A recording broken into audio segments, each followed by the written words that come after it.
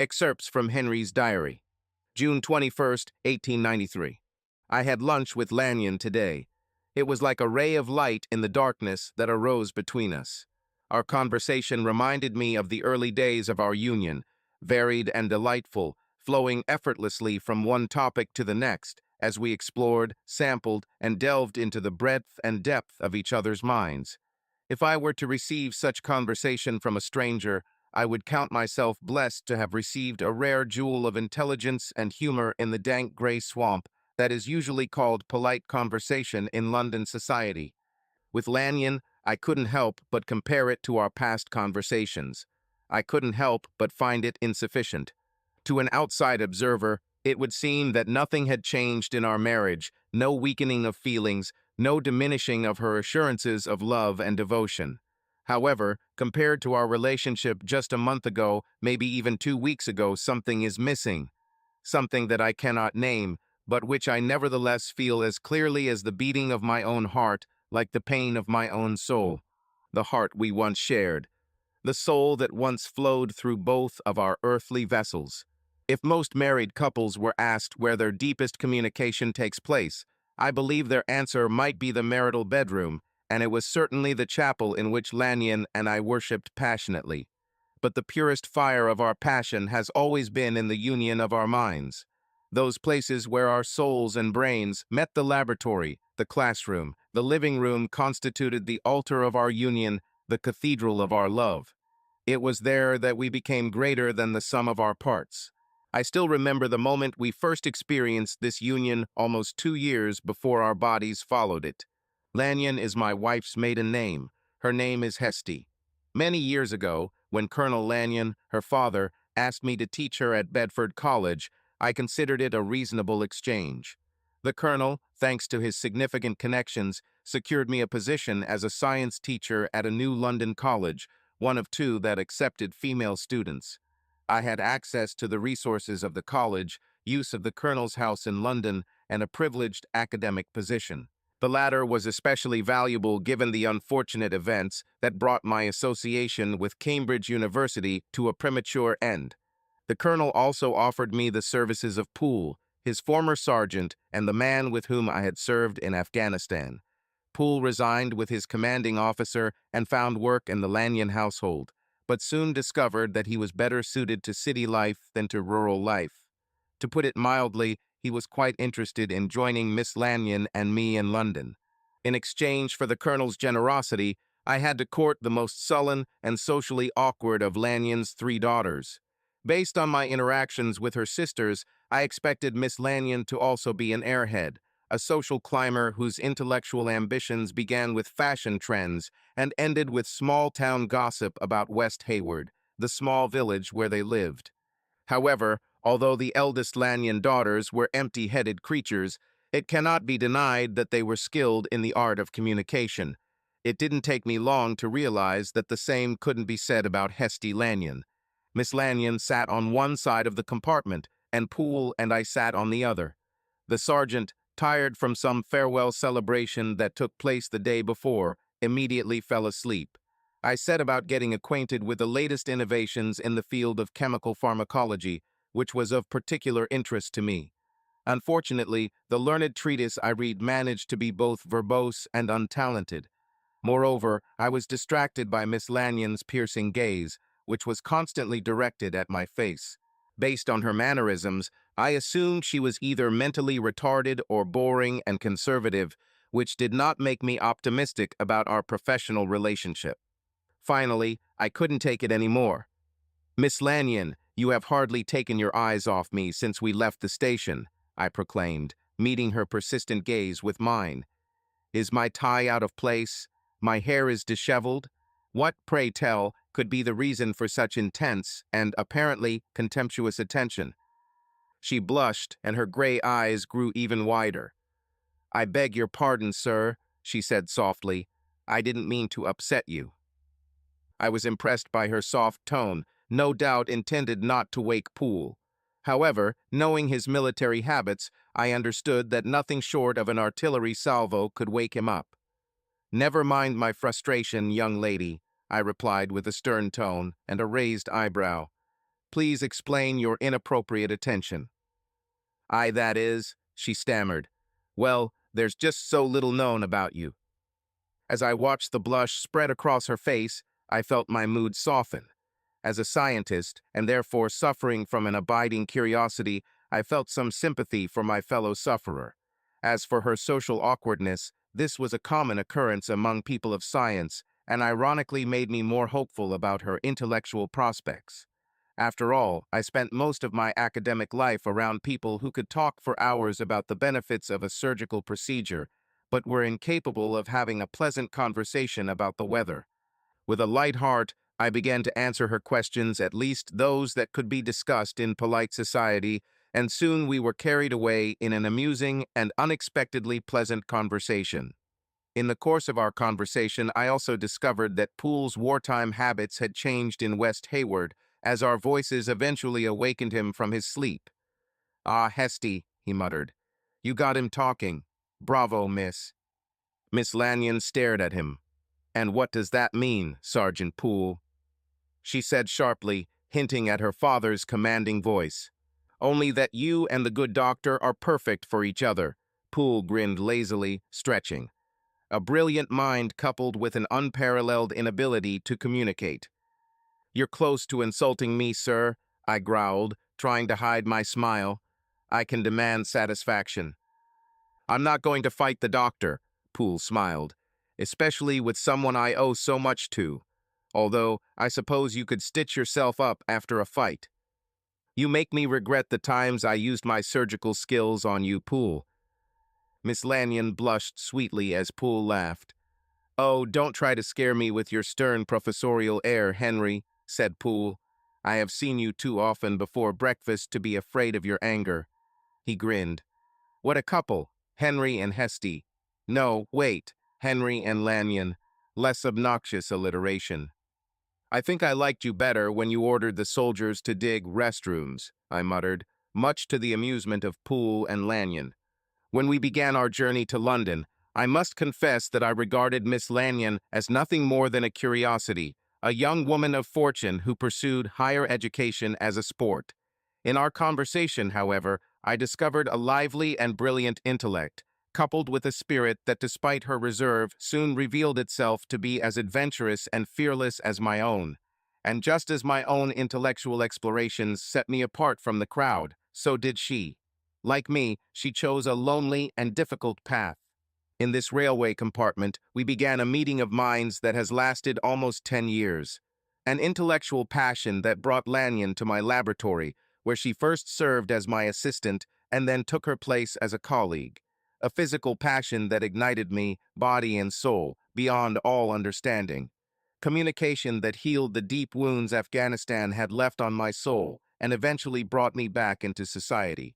Together, our curiosity has led us to great adventures and small tragedies, to the altar and ultimately to our marital home, where we once had debates that lit up the night, and where we now spend our time secluded in our laboratories, where we measure out our passion for each other in teaspoons, spending most of it in the solitary pursuit of our scientific research. June 28, 1893. My relationship with Lanyon continues to deteriorate. Outwardly, she still shows all the love and affection befitting a devoted wife, but I increasingly feel her distance and inaccessibility. Our conversations often stop and die when she looks out the window in the middle shot.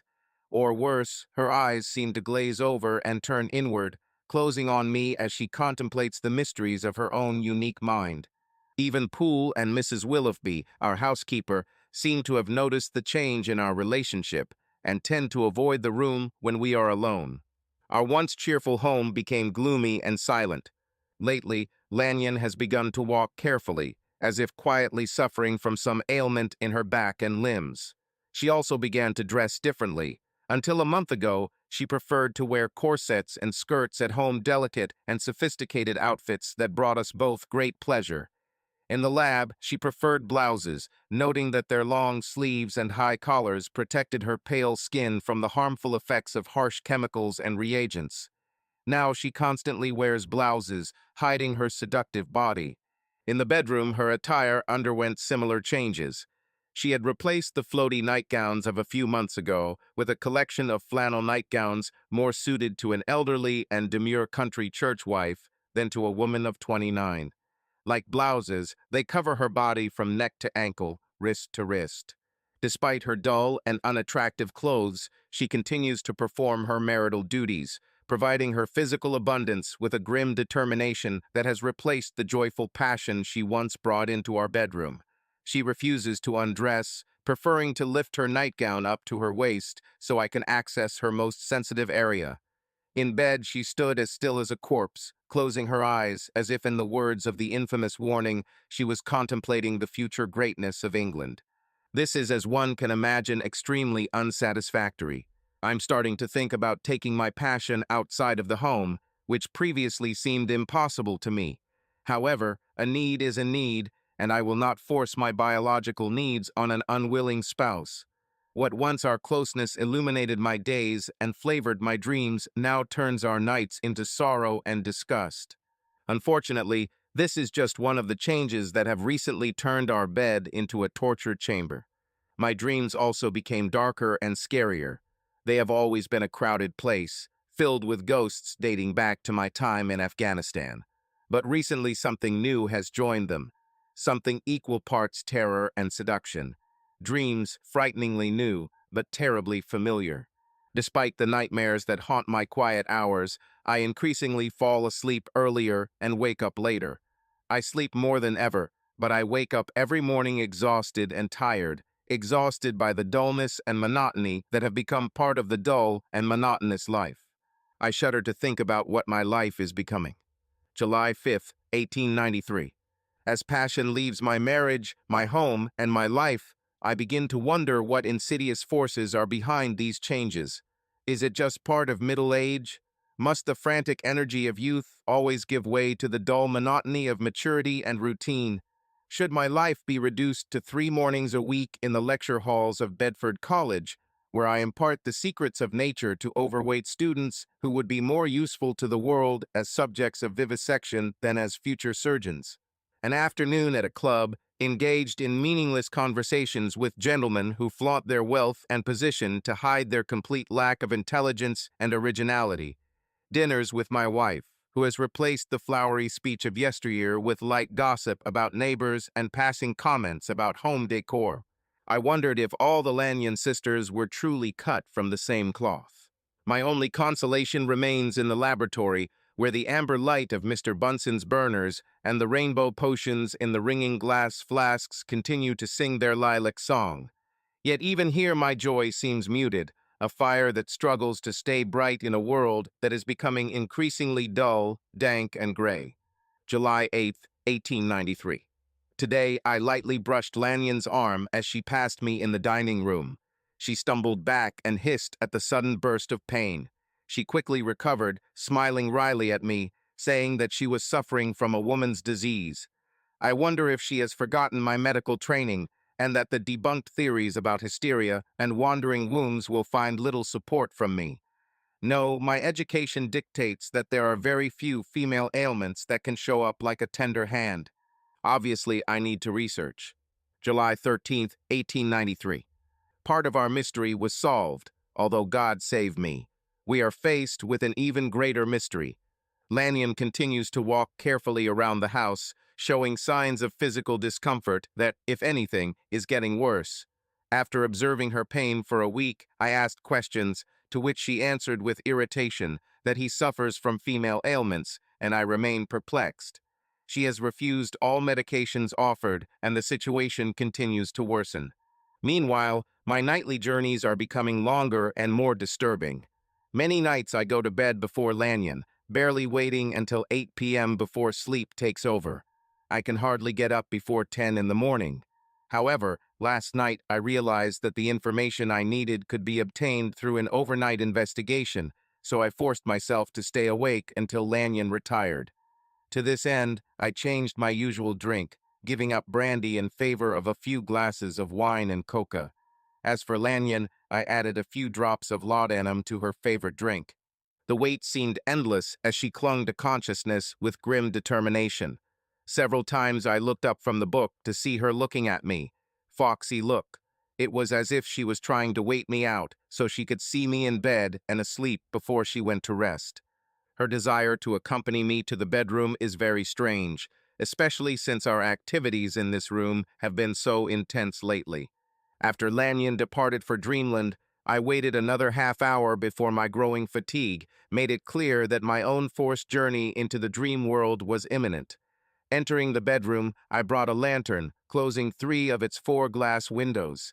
In the flickering light, I looked over at my wife, who was now fast asleep. With a trembling hand, I lifted her nightgown. Fortunately, the brandy and laudanum did their job, and she remained in deep sleep. Bruises darkened the soft, pale curves of her thighs. Lifting the nightgown higher, I saw that they continued along her torso, blossoming on her chest and sides. My heart sank. There were bright red marks on the inside of my thighs, on the chest. My hand trembled when I touched the marks on her body, touched them. My fingers completely covered them. I felt fear take over me. Fatigue rose suddenly, forcibly enveloping me in its velvet cover. I barely had time to put the flashlight on the bedside table before darkness overtook me. July 15th, 1893. 2 days have passed. 2 days spent slowly wandering around the university after classes, hiding in the club until late at night, hoping that the meaningless conversations of my colleagues would drown out the voices in my head. 2 days of hopes and prayers that my memories were false, that my nightly discovery was just another disturbing dream, another invention of a disturbed mind. 2 nights of violent, dark nightmares filled with ghosts from my past. 2 days of painful mornings when I rise from sleep, exhausted and exhausted. Today a note appeared in my diary.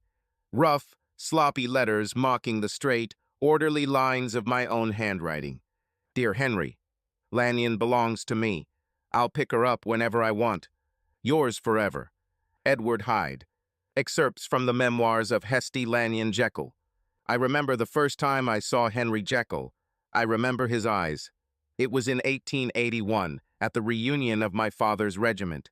The years before I went to Bedford College, before London, before marriage, and long before I met Edward Hyde. The reunion was timed to coincide with the first anniversary of my father's return from Afghanistan. In the year following his discharge from the regiment, Colonel Edward Lanyon, Baron of Haywardshire, had largely recovered from the wounds received in the battle, but was still unable to travel long distances. So we organized the event at Elysium, our family estate in West Hayward. It was to be a weekend filled with hunting, feasting, dancing, and for the veterans who attended an opportunity to remember fallen comrades and socialize with those who had returned. Let me borrow from Miss Austen. The general opinion is that a country made with an attractive dress must have a dance partner. It was therefore not surprising that young girls from all over the county arrived at our house long before the ball, eager to show off their best clothes and to take advantage of the opportunity to mingle with the young men of good families who were sure to be present. On the night of the great ball, the house was awash with light, full of women dressed in their best dresses, men dressed in evening suits and military uniforms, and tables loaded to the brim with the culinary delights of our chef. My father had invited a string quartet, and the ballroom was full of dancers, moving gracefully in complex arcs and parabolas. Although I admired the gaiety of the ball, I decided to join my father in the salon, where he had gathered with his old companions for the obligatory port and cigars. I couldn't hear most of the words the men said. The ones I heard were barely understandable to me, as their conversations were filled with memories of the war and the special jargon of the military. Still, I listened to the rhythms of their conversation, to the voices rising and falling as they moved from joyful memories to solemn regrets. I wondered what secrets these people had seen, what terrible knowledge they had gained in distant exotic lands, how these experiences changed them forever. The changes in my father were obvious. When he went to war, Colonel Lanyon was a robust and sociable man in the prime of health and spirit. 2 years later, he returned a quiet, sad invalid with a crushed hip and an almost useless arm. When the father returned home, he was accompanied by Jacob Poole, his former sergeant major. Poole stayed with my father for most of the war and was in his command tent during the Battle of Maiwand. When the regiment was destroyed, he defended his father to the last, ultimately saving his life at the cost of his own well-being. My father was more grateful than anyone. After Poole was laid off for health reasons, my father offered him a job in our family. In the year following my father's return and the regiment's reunification, I watched him struggle. His body slowly but surely healed. A few months after returning home, he took his first timid ride on Odysseus, our calmest horse. By the time of the reunion, he rode horseback daily around the area. His spirit, however, took longer to recover. My father was always a cheerful person, full of energy and with a touch of mischief, which he showed most clearly in his eyes. When he returned to us, his eyes seemed empty, pointless. As time passed, his spirit slowly returned, and sometimes I was able to pretend that the war had never happened, that he never left, that joy never left his eyes. But in moments of peace, that empty, aimless expression would sometimes return, and he would stare into the fire, lost in dark memories. As I watched my father and his comrades gathered together, I realized that he was not the only veteran who suffered from invisible wounds. Sometimes their eyes would fill with joy or humor, anger or sadness, but in moments of peace or when they were together, the emptiness tended to take over. I noted this for myself and shared my observation with my mother and sisters. My mother expressed displeasure at my fantasies, and my sisters suggested that I was simply jealous because none of the young gentlemen asked me to dance. All three claimed that they did not see this emptiness. I was surprised at their blindness. That's when I first saw Henry Jekyll. Among the men surrounding my father, he stood out, if only because of his eyes. Icy blue, they radiated a sharp, furious energy, a jealous, searching hunger that was almost palpable as he scanned the faces of those present, appraising each one before moving on to the next. He seemed to be looking for something. Genius, humor, intelligence?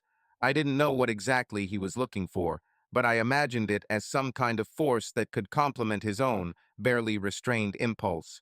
His eyes focused on me for a moment, then immediately looked away, leaving me offended, and perhaps a little relieved. Did he reject me because I was young? Because I'm a woman? Did he look at my dress and automatically dismiss me as a useless ornament, as an object to be observed rather than as a subject to be interacted with? Whatever Henry Jekyll was looking for, he did not find it that night. In his absence, he seemed lonely, even among people. Henry Jekyll's eyes scared me. They delighted me. I wondered what it would be like to actually be noticed by such a person, to be appreciated and recognized as worthy. I wondered if I could one day be the one on whom his gaze would linger, in whom he will find satisfaction. It was Henry Jekyll. I remember the first time I saw Edward Hyde. I remember his eyes. It was late at night in 1885, the year after Dr. Jekyll Poole, Mrs. Willoughby, and I had moved to London, and I had started at Bedford College. I went to bed early, tired from a day in the lab and a long evening of studying. I was almost falling asleep when I heard a noise coming from the living room downstairs. "Leave me alone," shouted a hoarse voice. "I need to pick up the documents I left in the laboratory." "I don't know you, sir. You must leave the house immediately," Poole exclaimed. "I am Mr. Edward Hyde," said the voice. "I'm here at Jekyll's request." "You have no right." "Dr. Jekyll is not at home right now," Poole interrupted. "You can come back tomorrow, and if Dr. Jekyll is ready to see you." "But it will be too late. It's too late." The voice was rough and hoarse, but there was something attractive about it. He simultaneously creaked and mocked, complained and persuaded. Even before I saw this man, his voice told me that there was something repulsive, but at the same time attractive about his owner. I quietly walked to the top of the stairs, where I could observe the chaos in the hall. As Poole pushed the stranger toward the front door, he turned and his gaze met mine. Those eyes, they were brown, the eyes of a jackal. They stopped at mine, then slid down my body. I felt like I was being appreciated. It was not the friendly look of a gentleman or the proud look of a parent or teacher. A look that eagerly studied my chest, thighs, stomach. The eyes returned to mine, and the man smiled. It was a predatory, bestial smile. "Hello, I—" He didn't have time to finish as Poole unceremoniously pushed him out the door. The sergeant turned around and saw me. "Lanyon," he said sharply, "you don't belong here. Please go back to your room." Without saying a word, I hurried away. As I lay in bed that night, I remembered the man's eyes again and again. I saw a greedy desire in them, and, to my shame, I felt the reluctant excitement that arose within me to respond to his greed, quench his thirst. It was Edward Hyde. Later, when I understood the complex relationship between Henry Jekyll and Edward Hyde, I was amazed at how long it took me to recognize their similarities. Having spent a lot of time in the company of both, I can easily remember every detail of their appearance: ears and noses, mouths and hair, their teeth. With the exception of the eyes, the features were almost identical. Despite these similarities, Henry Jekyll and Edward Hyde taken together could not have been more different had one been the Prince of Wales and the other the King of Siam. They were like two different souls inhabiting the same body, but each was so fundamentally opposite to the other that their diametrically opposed characters manifested themselves even through their common skin. On one side stood an angel cold and domineering. On the other side lay a demon hot and unbridled. From the expression of their lips to their demeanor, from their gaze to the tilt of their heads, nothing connected these two. There was no visible path from the Apollonian doctor to the Dionysian beast. Although I first saw Henry Jekyll in 1881, he first really saw me 3 years later. During this time, I learned something about the gentleman, and his impeccable reputation faded a little. According to my father, Dr. Jekyll's story started out well. A graduate of Edinburgh University Medical School, he was widely recognized for his dedication, enthusiasm, and precocious genius. Upon his graduation in 1878, it was expected that he would go into private practice, join the staff of a prestigious hospital, or become a faculty member at a respected university. However, these predictions did not take into account the idealism of the young Jekyll, a zeal that led him to enlist in the British Army, where he intended to apply his medical knowledge for the good of England. Doctors, especially qualified and enthusiastic ones, were worth their weight in gold, and the army readily accepted him into service. He distinguished himself at Al-Masjid and Cherasiab, and after the Treaty of Gandamak was attached to my father's regiment before the Battle of Maiwand. It was there that he saved the lives of both my father and Sergeant Major Poole. Dr. Jekyll rarely spoke about his military service, but it was clear that his time in the regiment had indelibly changed his life. After the end of the war, he again went against expectations, leaving medical practice and starting a course of study in the sciences at Cambridge. It was during this time that I first saw him at the reunion of my father's regiment. I later imagined that the excitement in his eyes that night was due to the anticipation of the exploration that he was going to start at university. When we met again 3 years later, this zeal had noticeably waned. Dr. Jekyll quietly left Cambridge under unclear circumstances. Rumors of scandal were in the air, but no one dared to speak about them openly. My sisters suggested that he might have been courting the wrong woman or finding affection in the wrong bedroom, but I paid no heed to their gossip. It was enough to look into the eyes of this man to understand. Whatever happened, his offense was more of an intellectual nature than a love one.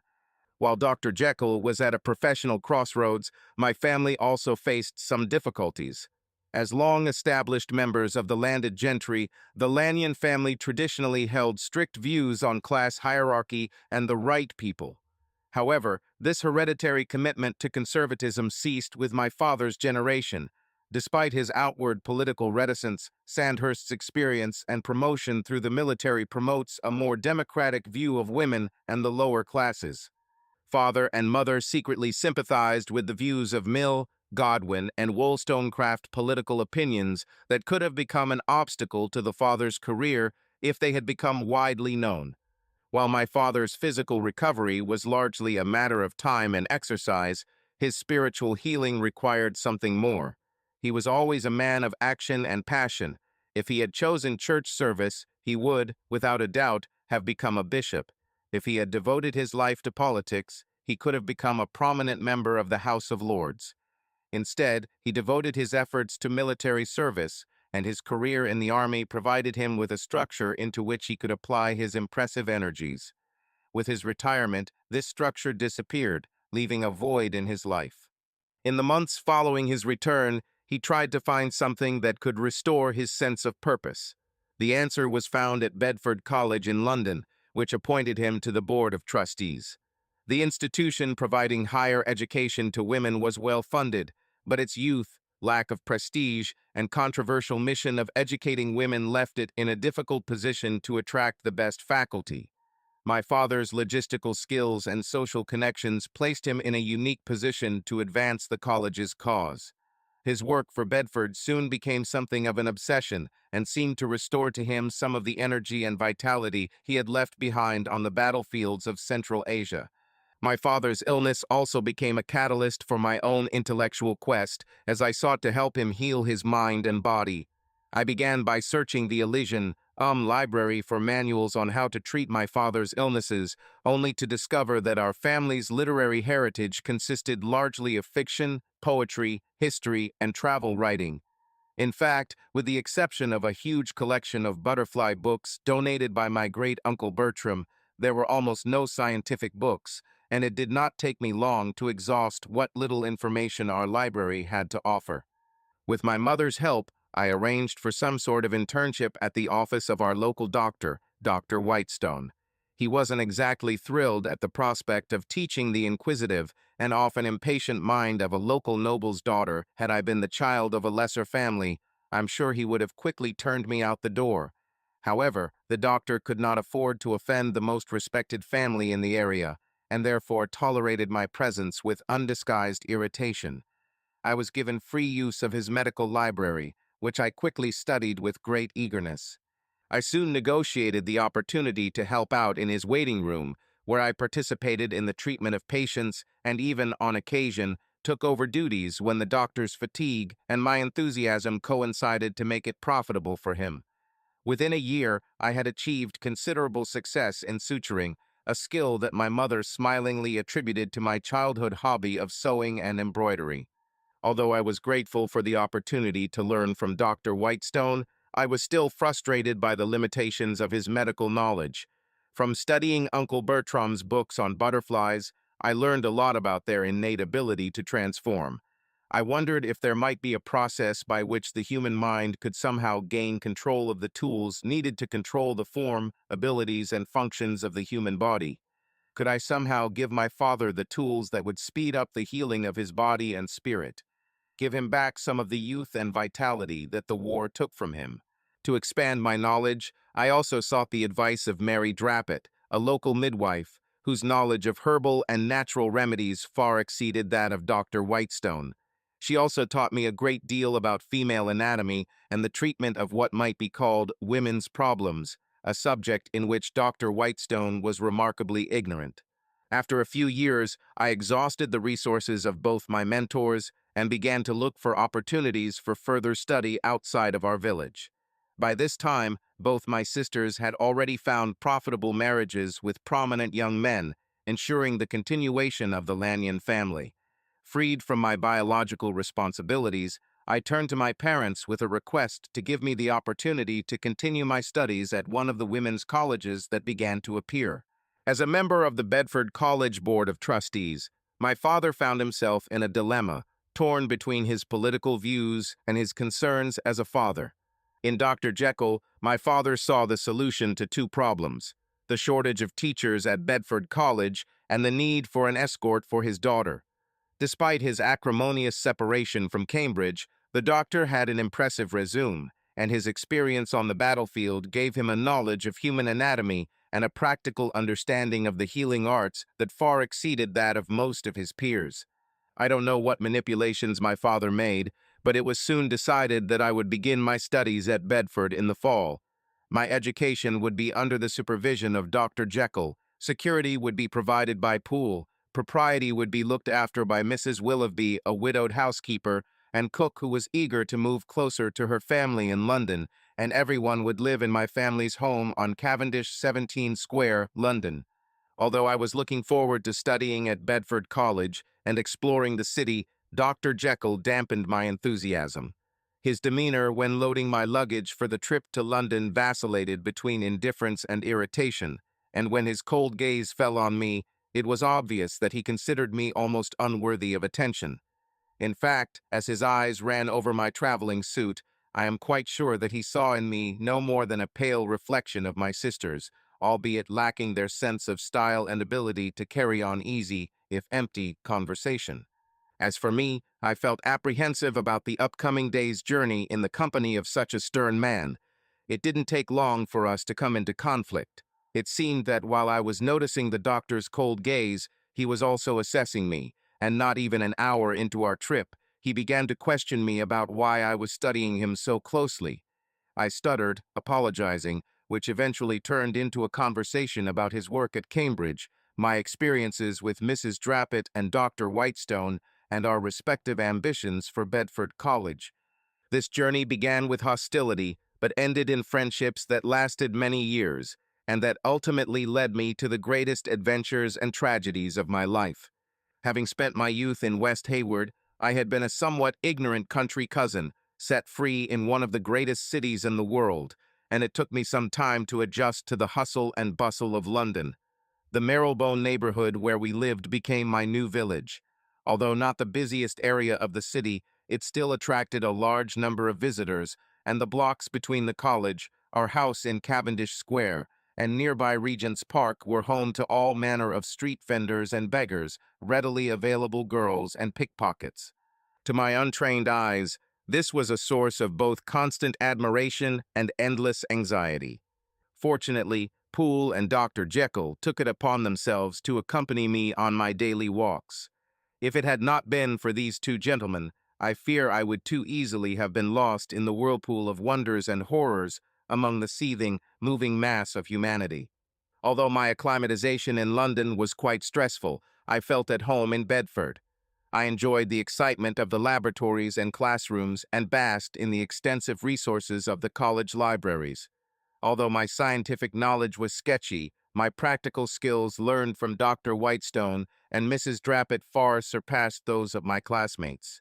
Under Dr. Jekyll's direction, I soon became a master in the laboratory, and my own studies in biology and botany fields, in which he was much less interested, provided me with significant contributions as his assistant in chemistry and medical teacher. During my second year at Bedford, I began to notice significant changes in Dr. Jekyll.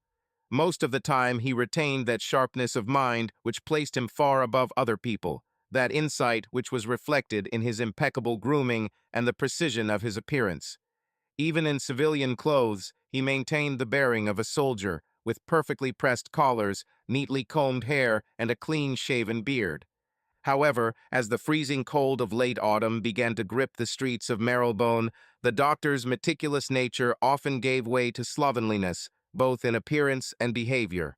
His once immaculate collars were now beginning to wrinkle around his neck, and his immaculate cravat ties were beginning to show stains and imperfections. There were days when the lines of his face became heavier, and he looked gaunt, as if something was draining the vitality from his body. His gaze was even more disturbing.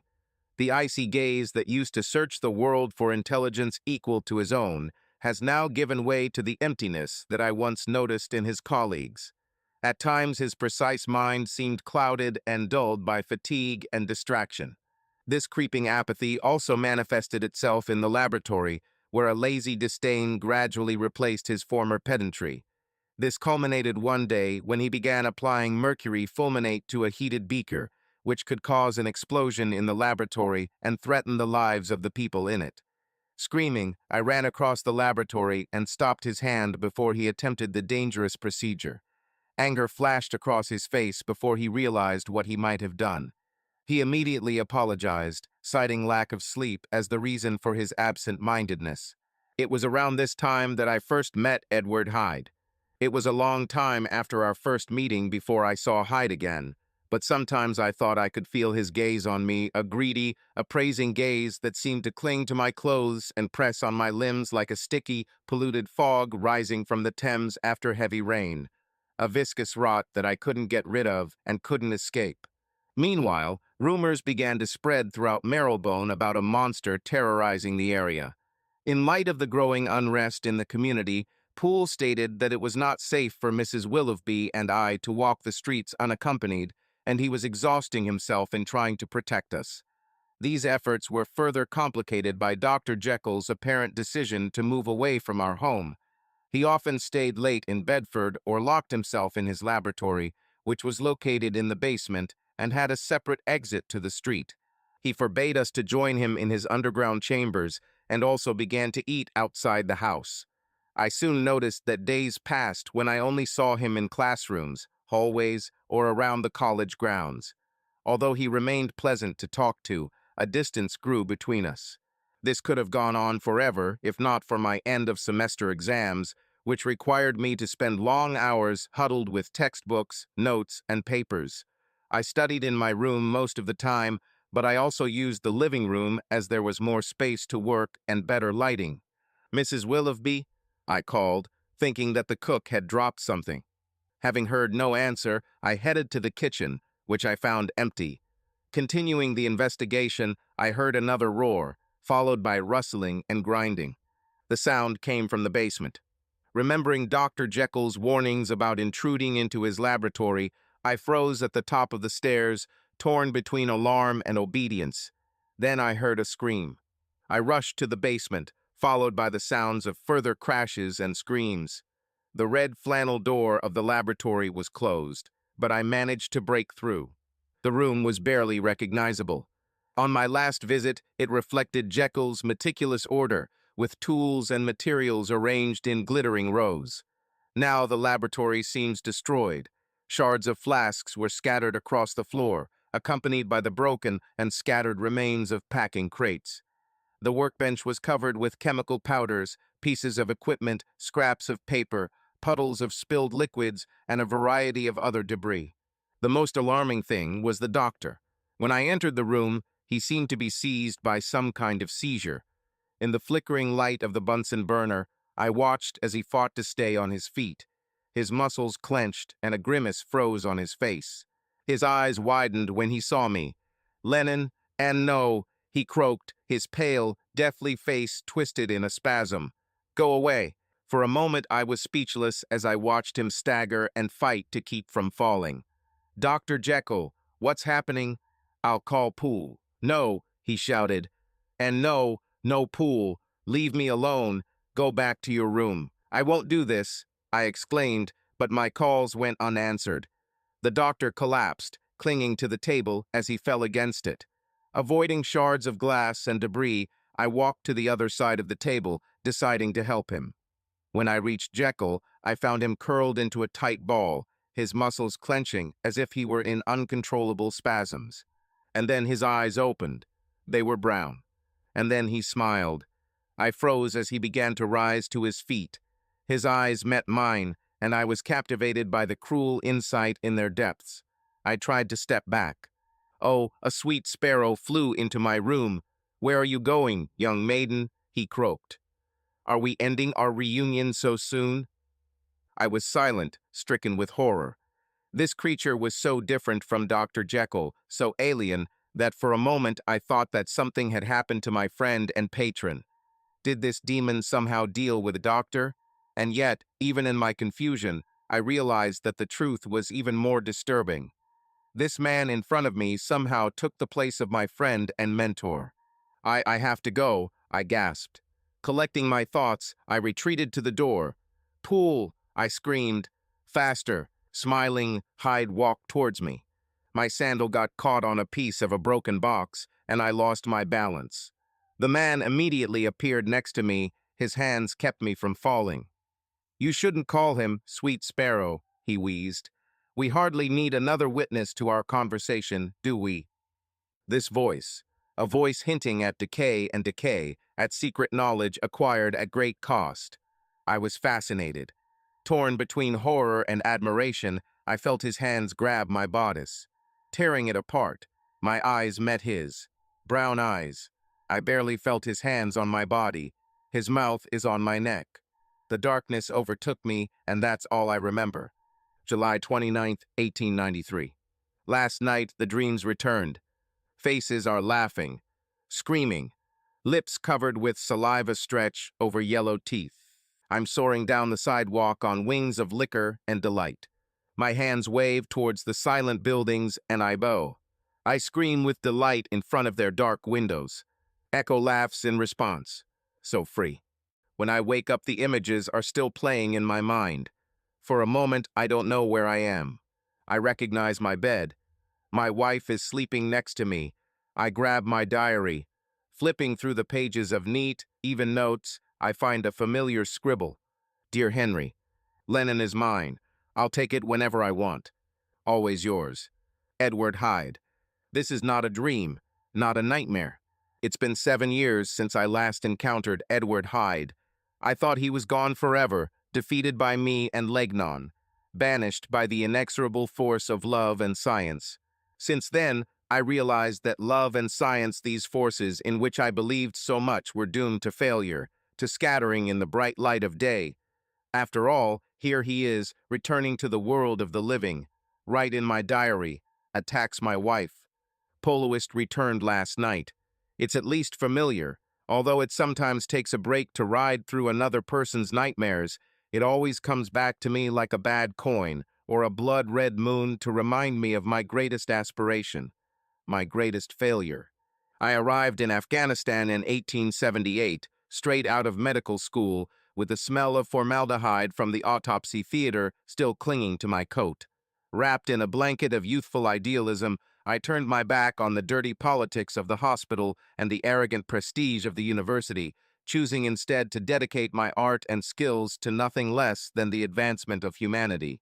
To my young eyes, the outbreak of hostilities in Afghanistan promised a golden opportunity for a great crusade. What better way, I thought, than to take care of the needs of Her Majesty's soldiers fighting the thefts and perversions of the Emir of Afghanistan? Instead of an angelic fiery sword, I will hold my scalpels and saws, anesthetics and cauterizing glands.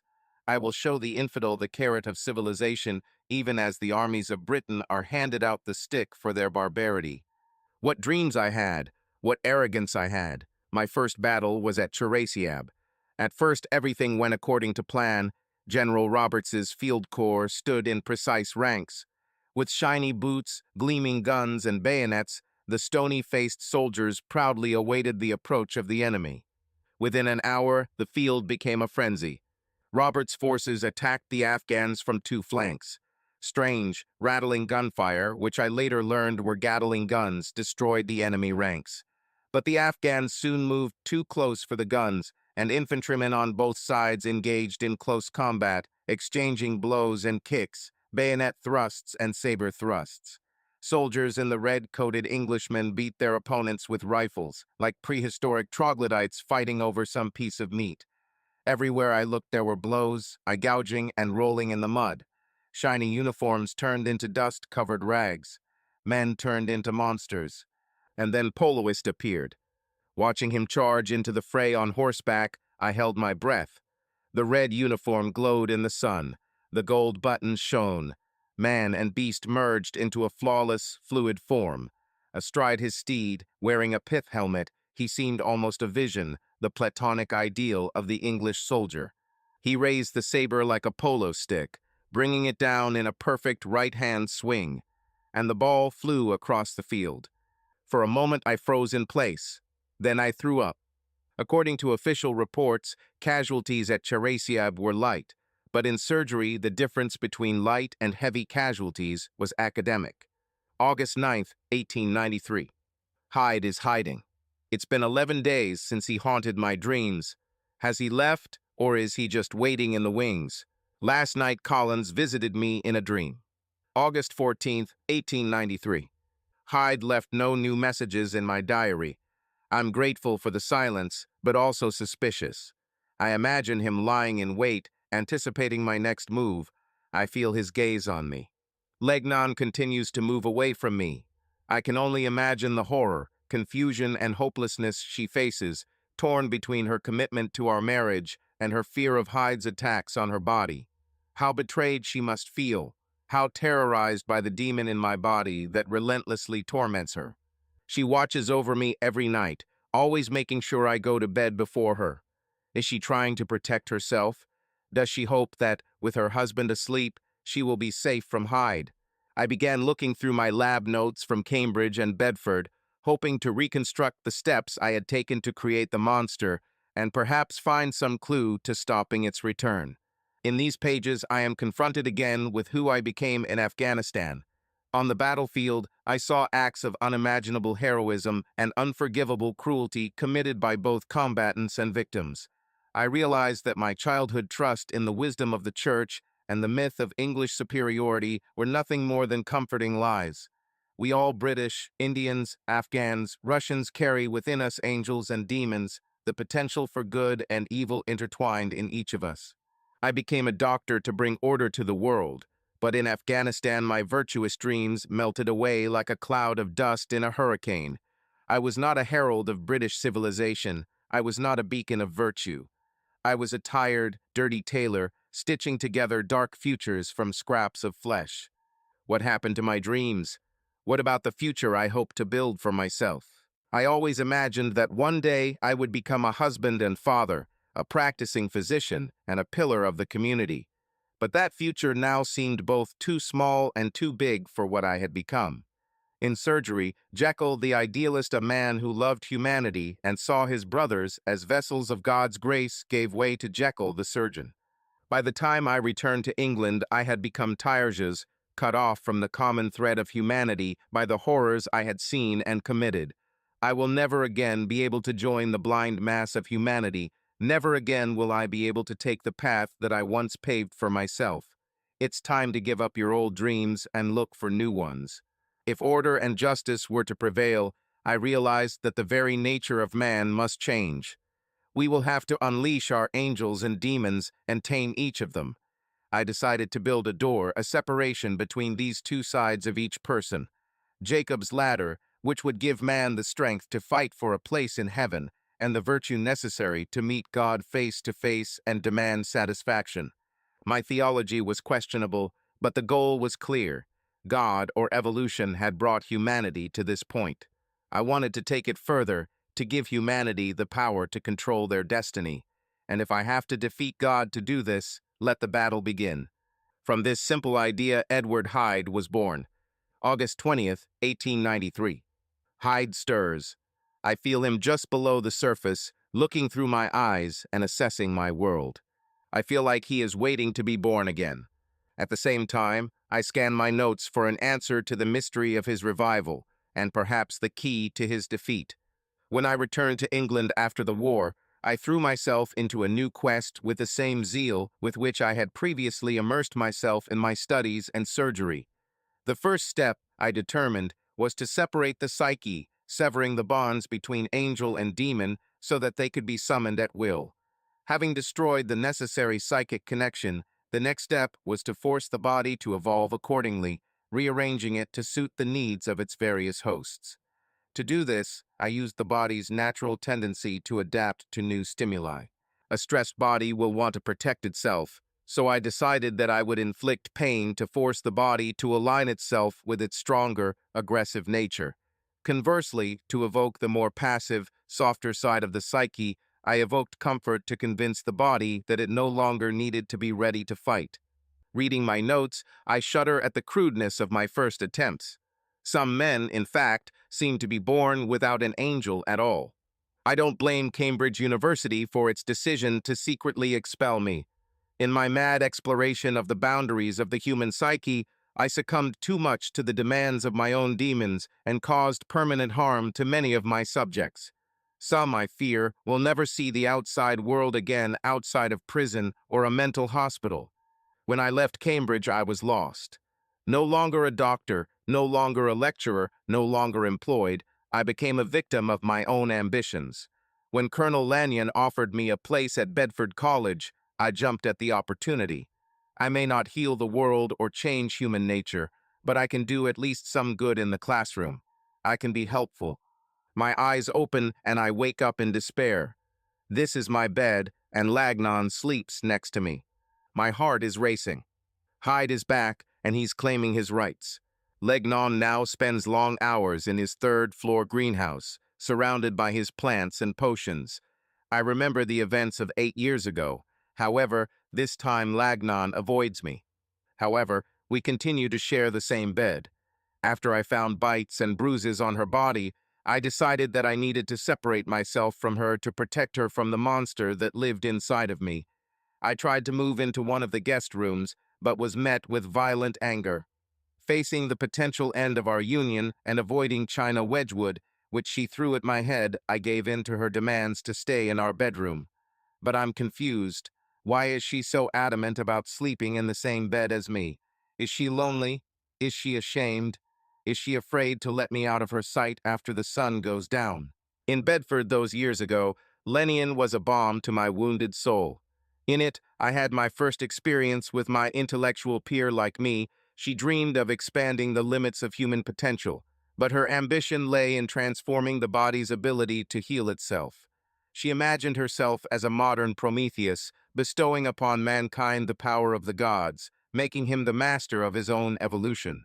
Now it seems inevitable that our passionate discussions would spark more carnal arousal, but at the time I was concerned about my bodily response to her. I tried to convince myself that our connection was purely intellectual, but more and more often I found myself fascinated by the gentle curve of her waist, turning into her hips. Her skin color is pale pink. Her smell, the way her gray eyes widened when she was surprised. I, who had imagined myself as a kind of scientific monk doomed to a life of solitary study, now found myself longing for what I had given up, a shared life of passion in the arms of my beloved wife. I was torn between the logical scientist who sought to exorcise the ghosts of the past and the wild degenerate who longed to unleash his passions on Lanyon. The doctor held the upper hand, but the chains I had built to hold on to my baser side, decency, respectability, self-denial, control, tightened and began to weaken. I found myself craving it with a hunger that grew every day, an addiction that neither alcohol nor intellectual analysis nor long hours in the laboratory could satisfy. My hunger became greater and greater, and I knew that my self-control was doomed to fail. To protect Lanyon, I distanced myself from her. I stayed late at night at college. In Cavendish Square, I isolated myself in the laboratory. But absence only made my passions more acute. Devoid of Lanyon's flesh and blood, my mind began to play tricks on me. I imagined her weaknesses to be less significant and her virtues to be more pronounced. I found myself fantasizing about future possibilities that I knew I would never achieve. In desperation, I grabbed a plan. What if I could find a way to release the demon of my earthly desires, far from the vulnerable woman I promised to protect? With my passions exhausted, I could return to our safe, Apollonian relationship, freed from the inexorable attraction of the beast that awoke whenever I looked at her.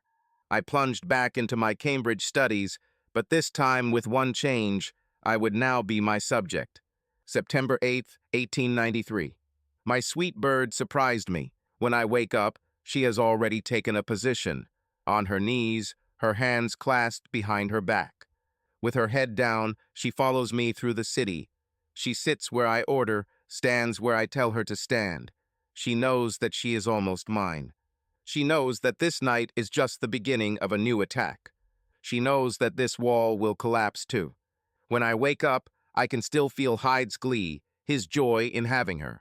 I feel my own despair as I get even closer to losing Lanyon. Am I going crazy? The human mind is designed to see the world through one set of eyes, to process it through one set of moral principles. But as my soul shattered, I found the forces within me, the cold doctor and the hot adventurer, vying for control. One night, the doctor retreated. Shoulders, weighed down by a life of rules and religion, threw off this burden, turning into a body freed from all moral restrictions. Eyes that measured every decision, calculating its moral value and reward, were confronted with eyes that saw life as an easy stroll through a garden of pleasure. After I had separated the doctor and the bohemian, the next step was to force my body to align itself accordingly with each of these forces. And that's when my physical pain began. The poisons were carefully selected and precisely measured, designed to cause the greatest pain without causing permanent damage. Intellectually, I knew what I was about to experience. I had seen the suffering of my subjects. I heard their screams. I thought I was ready. I was stupid. It felt like every part of my body was being stretched and torn at the same time. My muscles were clenching, and my stomach was contracting so hard that it felt like it was going to burst. I was in the fiery embrace of a demon. My breathing came in short gasps, taking shallow breaths as my skin burned. It was a moment. It was an eternity. My muscles tensed as if they were about to burst from the bones. When the pain becomes too severe, the mind shuts down, sending the body into unconsciousness to protect it. But my mind refused to grant me liberation. I felt the beast awakening inside, how it absorbed the pain and became stronger, how it expands inside my brain until it seems like it will burst out through my eye sockets. I clutched my head with my hands, desperately trying to keep it from exploding. I gasped, feeling my lungs constricting as if they were being squeezed by someone else's hand. I screamed, my voice breaking with the cry of a baby, born again. I cried, bitter sour tears escaped from my eyes. It was a moment. This was eternity, and finally it was over. When my eyes opened, the world appeared before me as if for the first time. My vision was clear, unified. I felt at ease, smooth. Strange, but I remembered Afghanistan, clarity of surgery. I was separated from the weight of dusty morality and outdated rules and regulations. I understood how the world works. I hiccuped with laughter, feeling the joy escape my lips. It was easy. I was air. I was me, but I was also someone else. I laughed again, and our chuckle became a cry of victory. I jumped to my feet, admiring our strength. If I jumped, we could touch the moon. Our hearts beat loudly, strong and passionate, pumping rich blood and desire through our body. Somewhere in the distance, the part of me that remained of Jekyll wondered if our hearts were stimulated to greater strength by the need to overcome the poisons within our bodies. Another part of me laughed at the thought, enjoying the sensation and not caring about its source. All he knew was that he had a strong heart of the beast, a heart hungry enough to devour the whole world. Our nose trembled at the smells coming through the open window. All the dirty, ripe, living meat of London begging to be eaten. Putting on our coat and hat, he headed to the door and went out into the hungry night. The part of me that remained of Jekyll closed its eyes and faded into a kind of unconsciousness. When I woke up, I was alone in my head and in control of my body again. My memories of the previous night were blurry and scattered. Images of drinking dens and opium dens. Vague impressions of the deepest pleasure, of unimaginable lightness. I remembered the expressions of disgust that my alter ego met on the faces of our night companions. There seemed to be something instinctively disgusting about him, and so he found himself banished to the lowest classes of drinking establishments, where there were men and women whose consumption of whiskey and opium dulled the disgust they might feel at his depraved form. Along with his new companions, the werewolf who had taken over my body feasted on the most fetid pleasures the city had to offer. I sometimes imagined a life of unbridled lust, but the moral prohibitions of my childhood dictated that such joys were forbidden. Such impulses were to be met with stoic refusal. My alter ego felt no such remorse. As I expected, my nightly transformations helped me clear my mind during the day. Our body, cleansed of my dark desires, was able to engage in my experiments with crystal precision and renewed energy. At the same time, my passion for Lanyon had subsided, and I was able to return to our old relationship without the obsessive obsession that had been clouding our interactions lately. However, while my alter ego's nightly debauchery helped me function more effectively, I also began to crave those debauched evenings that I could only vaguely remember. Unfortunately, they often left me exhausted, with bumps and bruises. In the following weeks, my doubles attacks began to threaten the safety of our home in Cavendish Square. One morning after another night, I could not remember, Poole informed me that a depraved man named Edward Hyde had broken into our house, demanding some papers from our laboratory. Poole kicked him out, but demanded to know how this impudent young man had met me. I gave him some vague explanation about borrowing money, a loan which I assured my servant was fully repaid. Poole was clearly not reassured by my answer. As for me, I was amazed. My double gave himself a name, and a very smart one. Edward was my middle name, given in honor of my late grandfather. As for Hyde, it was clearly a taunt, hinting at the stealthiness of the werewolf in my form. I began to wonder about the intelligence of this man with whom I now shared a body. Rumors about the mysterious Mr. Hyde began to circulate in Marrowbone, culminating in an early morning attack on a young child. The police were on alert, and I began to worry about the safety of our home, and these worries seemed to permeate my alter ego. Hyde had traded his hunting grounds for Soho, where the community was more suited to his debauched appetites. I hoped that his relocation would restore peace to 17 Cavendish Square, but it did not happen. One night, when Poole had gone to enjoy his nightly pleasures and Mrs. Willoughby and Lanyon had gone to their rooms, I remained in my basement laboratory, where I again took the potion to summon Hyde. Unfortunately, Lanyon heard my screams and decided to investigate. I remember yelling at her to leave. Then the pain overtook me. My dreams that night were short but vivid. I felt my heart soar from the touch of her body. Taste of a woman. That woman. Women. And then I didn't remember anything else. When I woke up, Lanyon was next to my bed, her eyes puffy and red. I wanted to speak, but I was paralyzed. What happened, and how could I apologize? What excuses could I come up with? My head felt like it was on the verge of bursting. As I stretched, I felt a neatly bandaged bump on the back of my head. "Did you treat me?" I asked. My voice seemed alien to me, a rough whisper. She nodded, her eyes full of worry. How long did I sleep?" "You were asleep for 24 hours, she whispered. The silence between us was filled with secrets and lies, regrets and accusations. Finally, I couldn't stand it anymore. "How many did you see?" "I saw everything," she said. Isn't that right?" I closed my eyes. I wondered again what this demon had done to her. What did I do to her? "Yes," I muttered. Why? Why did you?" What could I say? How could I explain that my desire for her made me seek salvation in my dark alter ego? That I was responsible for the monster that likely harmed her? I turned on my side, hiding my face from her questioning eyes, from her feeling of betrayal. Behind me, I heard a muffled sob, then the sound of footsteps as she ran out of the room. My body healed quickly, but my spirit took longer to recover. After that first morning, Lanyon never returned to my room and avoided my laboratory as if it were a bone. For my part, the return of my strength and the easing of my headaches led to a rebirth of my darkest impulses. This time, however, I decided not to give in to them. I decided to banish Hyde from my home and my life.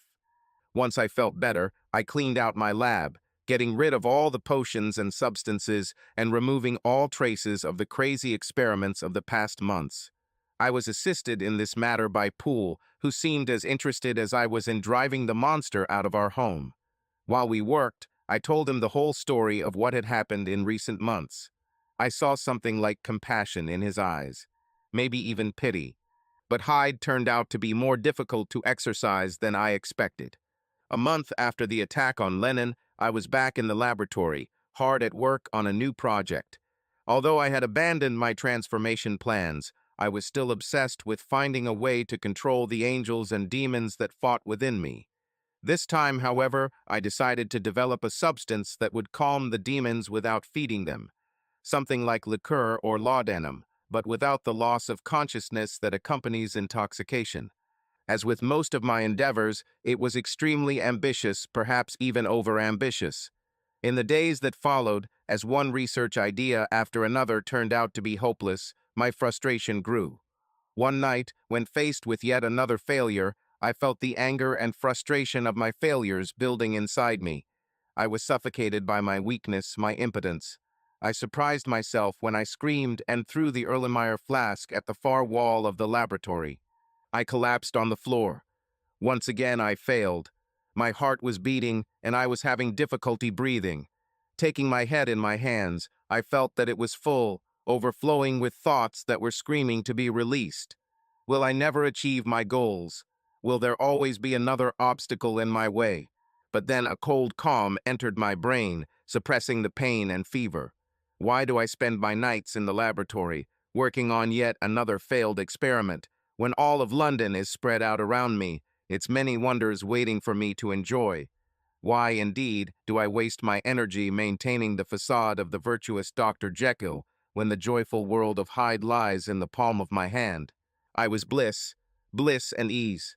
I woke up the next morning in an unfamiliar room. It was a rented room with damaged wooden walls and a general air of neglect. I was caught in the arms of a young woman I had never seen before. Her heavy, thick hair lay across my chest, and she smelled of too much cheap gin and too little soap. I tried to carefully free myself from her embrace, but it soon became clear that I needn't have worried. Whatever entertainment she had had the previous night had left her practically unconscious. My clothes were scattered on the floor, and I quickly got dressed. As I left the house, I realized that I was in Soho, not far from Hyde's old hangouts. I had some memories of the area and was easily able to find my way home on foot, a blessing given the emptiness of my wallet. On the long walk to Cavendish Square, I struggled with growing anxiety. Last night, my body transformed without my potions, much less my consent. A week later, I passed out again and woke up again in a strange bed, without money and exhausted, with clothes soaked in smoke, sex, and cheap alcohol. 5 days later, again, and again, 3 days later. I assumed that by teaching my body the mechanics of transformation, I had let it off the leash. Now it acted as it had been trained to, transforming into a strong, robust form to conquer what was perceived as a cruel and difficult world. When I first experienced spontaneous transformation, I prayed that it was an anomaly, but subsequent events proved that it was only the beginning of a very disturbing process. I hoped that time would heal my condition, but this was not to be. Tracking the incidents of Hyde's visits, it was clear that if the trend continued unchanged, I could expect Hyde to completely take over me in the near future. I had no way to stop the disappearance of my own personality, my soul. To make matters worse, my alter ego still showed interest in Lanyon. In snippets of memories from his time in my body, I saw her through his eyes, sleeping in her bed. He watched her while she slept. I was faced with a grim choice. On the one hand, I could give in to my body's demands, giving it constant access to Hyde until I disappeared completely. The alternative was suicide, which would put an end to both personalities. The latter option, although extreme, had the advantage of depriving Hyde of access to the world and, most importantly, to Lanyon. The only option I didn't have was procrastination. With the transformation accelerating, I knew it was a matter of days, weeks at best, before the choice was made for me. Faced with my own disappearance, the threat to my friend, and the possibility of unleashing an uncontrollable monster on the streets of London, I realized that there was really no choice. I decided to end my life to protect my protege. In developing the Hyde formula, I identified several poisons that could help me leave this world with minimal difficulty. Consulting my notes, I decided that the combination of laudanum and arsenic was more than sufficient. Given the shortening intervals between Hyde's appearances and the danger he posed to Lanyon, I saw no reason to delay my departure. That night, I wrote a farewell letter to Lanyon and Poole, briefly explaining my decision. After this, I took the necessary substances and went to my bedroom to await my final rest. As I closed my eyes, I wondered if I would see Collins again. Will I be able to apologize to him? I woke up in a white room filled with light. I thought for a moment that the religion of my childhood was right, and I was transported to heaven. Then I sighed at my stupidity. Whatever wonders the afterlife held, I was sure they did not include blinding headaches and a dry, bitter taste in my mouth. "You're awake," whispered a familiar voice. "Lanyon," I croaked. Hasty." She leaned over me, her eyes red and shiny. She must not have liked what she saw on my face because her eyebrows furrowed. "How could you?" she hissed. "I can't control him anymore," I said, my voice breaking. "He's trying to destroy me." Her face began to crumble as she abruptly turned away from me and walked out of the room. In the days that followed, Poole informed me of what had happened. Rather than giving me a soft ending, the poisons provoked my body into another transformation into Hyde. Luckily, the laudanum and arsenic, along with ensuring I had an epic eruption, slowed the demon down, and he soon passed out after his transformation. Then I slept for 2 days. To explain my rather desperate actions, I informed Lanyon and Poole of the events that had led up to it, including the accelerating pace of transformation and my assumption regarding my body's inclination towards the Hyde persona. I also explained the monster's growing interest in Lanyon and my belief that he posed a significant threat to her. When she realized that my actions were taken at least in part in an attempt to protect her, an incomprehensible expression appeared on her face, which then turned to rage. She hit me and Poole was forced to restrain her. Later, when Lanyon had regained her composure, she told me that she had found my laboratory notes and had studied them carefully. She declared that we would work together to find a potion that would heal my soul and awaken my body completely and forever, expel Hyde. I can't remember all the substances that Lanyon used for my problem. This prompted me to make caustic comments about her penchant for witchcraft, which was followed by a rather harsh suggestion that my efforts would be better directed towards medicine, since comedy was clearly not my forte. During this time, Hyde repeatedly tried to reappear, but with the help of Lanyon and Poole, I managed to contain the monster. Noting Hyde's tendency to manifest itself at night, we also began tying me to bed every night. These precautions, while helpful, did not come without consequences. In addition to hampering my thought process, opiates made me highly addictive, which became a problem in itself. Eventually, we developed a compound that successfully repaired the damage done to my body and soul. Over time, we reduced my dependence on laudanum, a process that, despite the pain, was also a test for Lanyon's medicine. Even in the midst of this detoxification, Hyde did not return. One morning, I woke up and saw Lanyon standing by my bed. Disoriented by the near transformation the night before and confused by the laudanum, I felt my heart soften as I looked at her. "Why do you spend so much time trying to save me?" I asked. She looked at me like I was crazy. "I can't leave the person I love to his mistakes." I turned away so she wouldn't see the tears in my eyes. She turned my face back towards her. "What's happened?" "I can't," I whispered. "I can't love." A furious expression appeared on her face. "Ridiculousness," she said sharply. "I see it in your eyes, Henry Jekyll. I've seen it since the day we first met on the train to London. You love me," I groaned.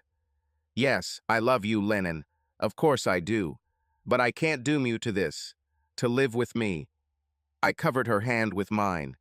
"I've seen too much horror, done too many terrible things. I cannot bring this evil into your life. I cannot defile your life with my sins." She pursed her lips decisively, an expression that I was beginning to recognize more and more. "But this is my price, Henry Jekyll, the price for bringing you back to me. I worked to resurrect you, and now you belong to me. The cost of not leaving you to Hyde is that you are now mine." She smiled at me. "And I will see to it that you fulfill this duty." I felt a smile appear on my face in response. "To be clear, I cannot protect you from the demon that lives within me, and I cannot protect you from the horrors that I have experienced. So you decided that I would either devote myself to you or you would leave me to Hyde's mercy. For a brilliant doctor, you're surprisingly slow-witted, Henry," she whispered. Something inside me melted. "I love you at first sight. I was yours long before you knew me. You are mine, and I will claim you." When faced with an impossible situation, I have found that sometimes the wisest thing to do is give up. September 15th, 1893. I wonder if there is any pattern in my transformations. Yesterday, while flipping through my journals, I retraced the steps I took the last time I uncontrollably transformed, starting with testing my blood. As before, I didn't detect any of the connections I used to change. There were no changes in diet or stress levels that could explain the transformation. In fact, my daily routine followed a long-established trajectory, without significant changes. My next step was to track the transformations. Based on vivid dreams and morning exhaustion, I determined which nights I was likely to transform. When I plotted them on the calendar, I did not find any visible pattern. There was no connection with the days of the week, lunar cycles, or any other natural phenomenon.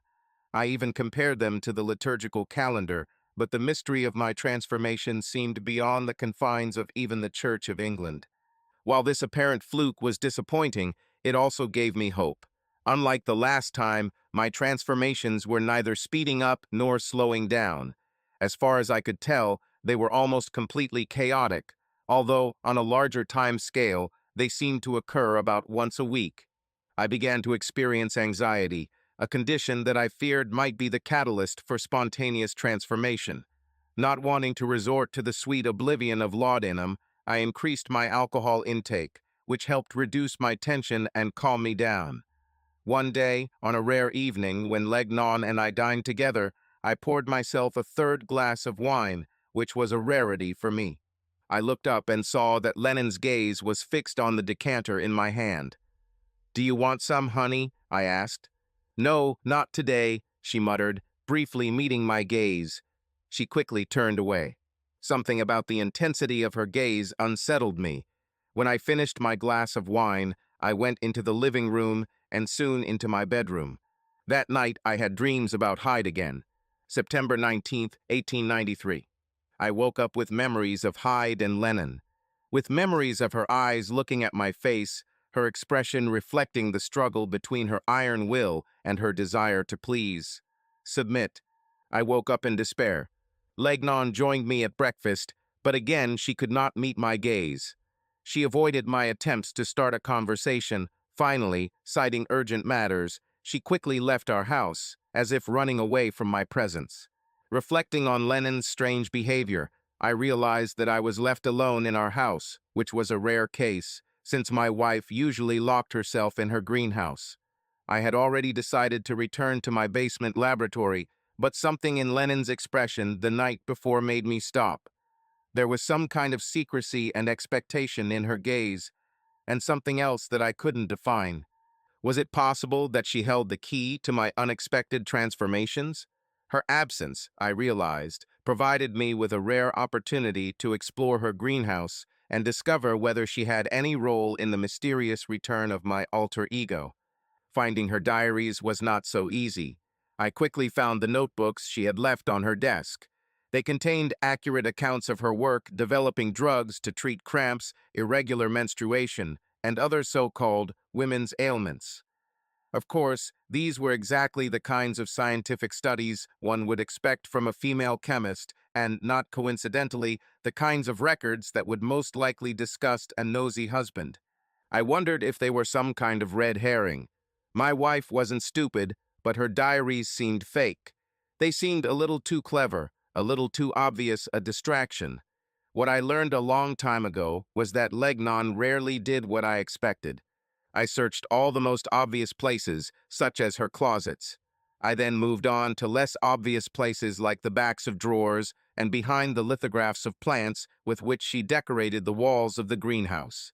As I was moving things around in the drawers on her desk, I noticed that one of the drawers sounded strange.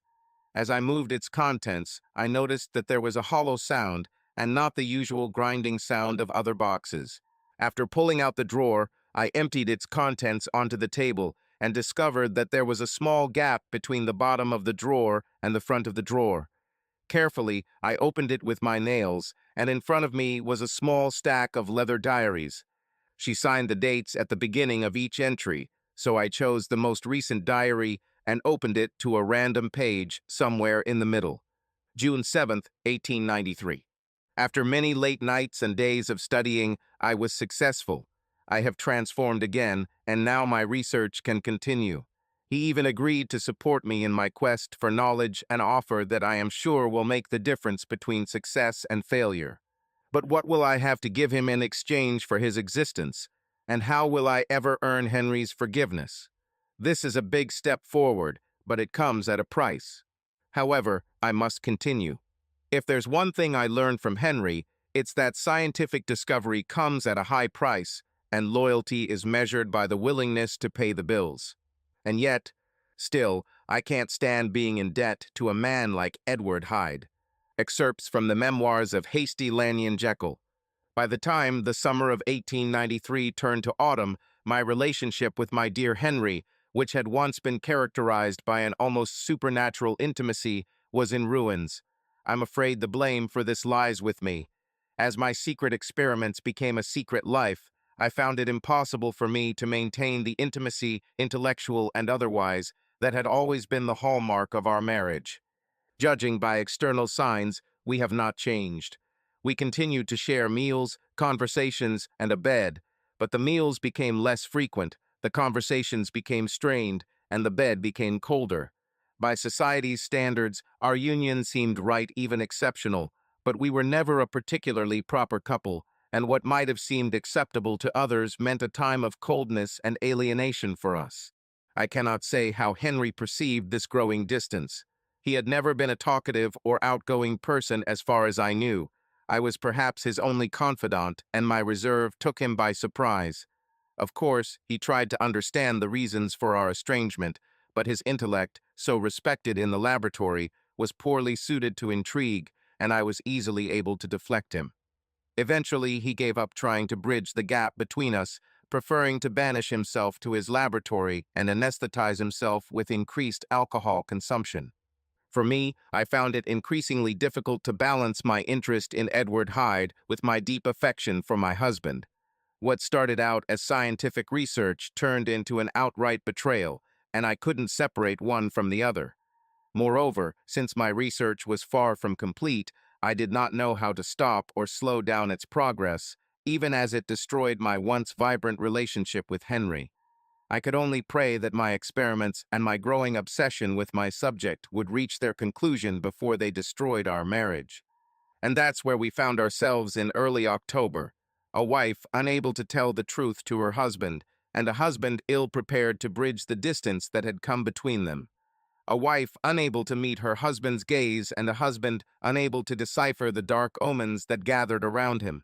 And yet we continued to maintain the appearance of being a proper husband and wife, even when our marriage was crumbling from the inside. I wondered who we were playing this farce for. For Poole and Mrs. Willoughby, for my parents, for Bedford College, for ourselves. October 6th, 1893 was Friday. My husband and I ate breakfast together, then went our separate ways, he to Bedford to give a lecture, and I to my greenhouse to process samples to better understand the diffusion and absorption of certain catalysts in human blood cells. Before leaving, he looked at me expressively and asked if I would have dinner with him that evening. I felt my cheeks flush. I'd been missing too many dinners lately. Smiling dryly, I promised him that I would indeed join him for dinner. I don't know what Henry did after he left college. Perhaps he visited his gentleman's club or tinkered in his laboratory in the basement of our house. At that time, our relationship had deteriorated so much that we rarely saw each other. For me, I spent the morning and afternoon slowly working on my samples. Once they were analyzed, I knew I would need to collect more, a process that filled me with a strange mixture of self-loathing and guilty excitement. At the moment, self-loathing was in the lead, so I hesitated over them. However, it was soon time to get ready for dinner and another evening of trying to ignore the pain and confusion in my husband's eyes. Dinner was painful. The food, as always, was excellent. Mrs. Willoughby had spent most of her life in the kitchen of our family estate in West Hayward, and she was a good cook. Unfortunately, the art and craftsmanship of her dishes was lost on me. My discomfort in the presence of my husband, combined with my fear and anticipation of the upcoming evening with Mr. Hyde, left little room for gourmet pleasures. The food felt strange for an estate that likely had little to do with Mrs. Willoughby's efforts and much more to do with my own emotional turmoil. I decided to look at my husband, and his eyes pierced me. There was something different about them. Their usual icy blue color seems washed out by some emotion I couldn't place. I was afraid it was contempt. I quickly looked down at my plate. Although I never planned to enter into a partnership with Edward Hyde, I cannot say that the man did not arouse my interest. From our first meeting at 17 Cavendish Square, I was attracted by his unusualness. The events of our second meeting turned me against him, especially given his predatory tendencies. Moreover, of course, I also shared my husband's mistrust of the man who tried to take over his body many years ago. At the same time, I sometimes remembered the intensity of his brown eyes and the ferocity of his attention. I have to admit that these memories always left me anxious and confused. Despite my strange obsession, I was glad when Henry Poole and I drove Hyde out of our house. In fact, if it had not been for my father's deteriorating condition, I might never seek this man's company again. In 1880, my father's war wounds set me on the path to the study of science. In subsequent years, his body healed significantly, although he continued to spare his left arm. As for his spirits were also lifted, and he exhibited much of the energy and humor for which he was widely respected. Yet, despite his attempts to hide his emotional wounds, I sometimes noticed him staring thoughtfully into the fire, his mind thousands of leagues away. A decade after returning from the war, my father began to rapidly deteriorate physically. As my mother explained, his joints and muscles began to become very stiff, and it became extremely painful for him to climb stairs or walk long distances. As for riding, which continued to delight him and played an important role in his recovery after returning from the war, this, in fact, became impossible. Deprived of his favorite pastime and often forced to sit in an armchair by the fire, my father quickly lost his spirit. During my visit to the Elysian at Christmas 1891, I was shocked by its condition. My cheerful father had somehow turned into an old man. Dr. Whitestone rather rudely refused to share his diagnosis with me on some level. I think he was still angry about my move to London, but it was clear that my father suffered from rheumatic gout. This was confirmed by Dr. Whitestone's treatment, which consisted mainly of laudanum, salicylic acid, and warm baths. These procedures relieved his pain but did little to improve his mobility, vitality, or quality of life. Frustrated by my father's deteriorating condition, I wondered if there might be another method to inspire the body to heal itself. During my research in our small village and later at Bedford College, I delved into the nature of metamorphosis more precisely, in organisms that seemed capable of completely transforming. Some, like amphibians and certain types of insects, seemed capable of changing from one type of animal to another. I wondered what natural force allowed them to transform so completely. People also transform, although not as dramatically. After all, what else is the transition from infant to child to adult? We knit bones, shed skin, lose teeth, and grow new ones. We change hair color, build muscles, breasts, thighs, and beards. The mechanisms of human growth are well known. The human body, more precisely, the brain releases substances into the blood that stimulate the above-mentioned changes. Most of these transformations occur between birth and age 18, during which time the body is in an almost constant state of change and exhibits an impressive capacity for healing. And then, for some reason, the flow of these substances decreases, the time required for healing increases, and changes in the body slow down, moving from growth to stagnation to entropy and decline. I wondered if a person could somehow take control of this process of growth and healing. Is it possible to stimulate its renewal in an older body, for example, in the body of my father? Are there mechanisms or potions that could inspire his body to increase its production of the compounds needed for repair and growth? Can I force his body to correct its ills? This was my quest, and it was what brought my attention to the strange relationship between my husband and Mr. Hyde. Henry, the only one living on Earth, gained the ability to remodel his body and psyche. Unfortunately, the process was far from completely controlled. Despite his best efforts, his mastery of managing the transformations into Edward Hyde was erratic, to say the least. However, there was no doubt about the effects of his transformations. Somehow, the quiet, shy Jekyll had found a way to summon his more colorful alter ego and, in the process, construct another personality from his body. The changes were subtle, but very real and measurable. While Henry had blue eyes, Hyde had brown ones. While Henry moved with a certain stateliness, Hyde's movements were faster. As I remembered, their bodies were slightly different. Hyde seemed to have quick reflexes and more muscle. Their features, although almost identical, seemed to be lit by a different animation source. On the surface, Henry seemed to be driven by virtue and Hyde by vice, but the differences ran deeper than that. Henry often seemed aloof, disconnected from the general flow of humanity, while Hyde tended to immerse himself in the world, consume every experience, savor every pleasure. Although Henry was alarmed by the unwanted appearance of his alter ego, I now found myself fascinated by Hyde's existence and began to regret the struggle that had forced us to finally banish him. In his scientific research, my dear Henry found a way to do what I was now striving for. He mastered the process of evolution of his body. "Don't you like the food, dear?" Henry's words brought me out of my thoughts. To tell the truth, I could not enjoy Mrs. Willoughby's culinary masterpieces. Her noodle soup, one of my favorite dishes, seemed almost tasteless, and, despite my best efforts, her lamb with Yorkshire pudding could have been wood chips and ash. "Yes, dear, it's delicious," I lied. I looked at my husband's eyes again, but they remained hidden and dark, full of secrets that I didn't dare study for too long, for fear that he would notice the secrets in my own eyes. I took a quick sip of the wine to hide my embarrassment, but even the rich taste of Bordeaux couldn't awaken my taste buds. "Excellent," said Henry. When Henry lost control of his Hyde transformations, I studied his lab notes. His technique for inducing transformation was crude and undeveloped.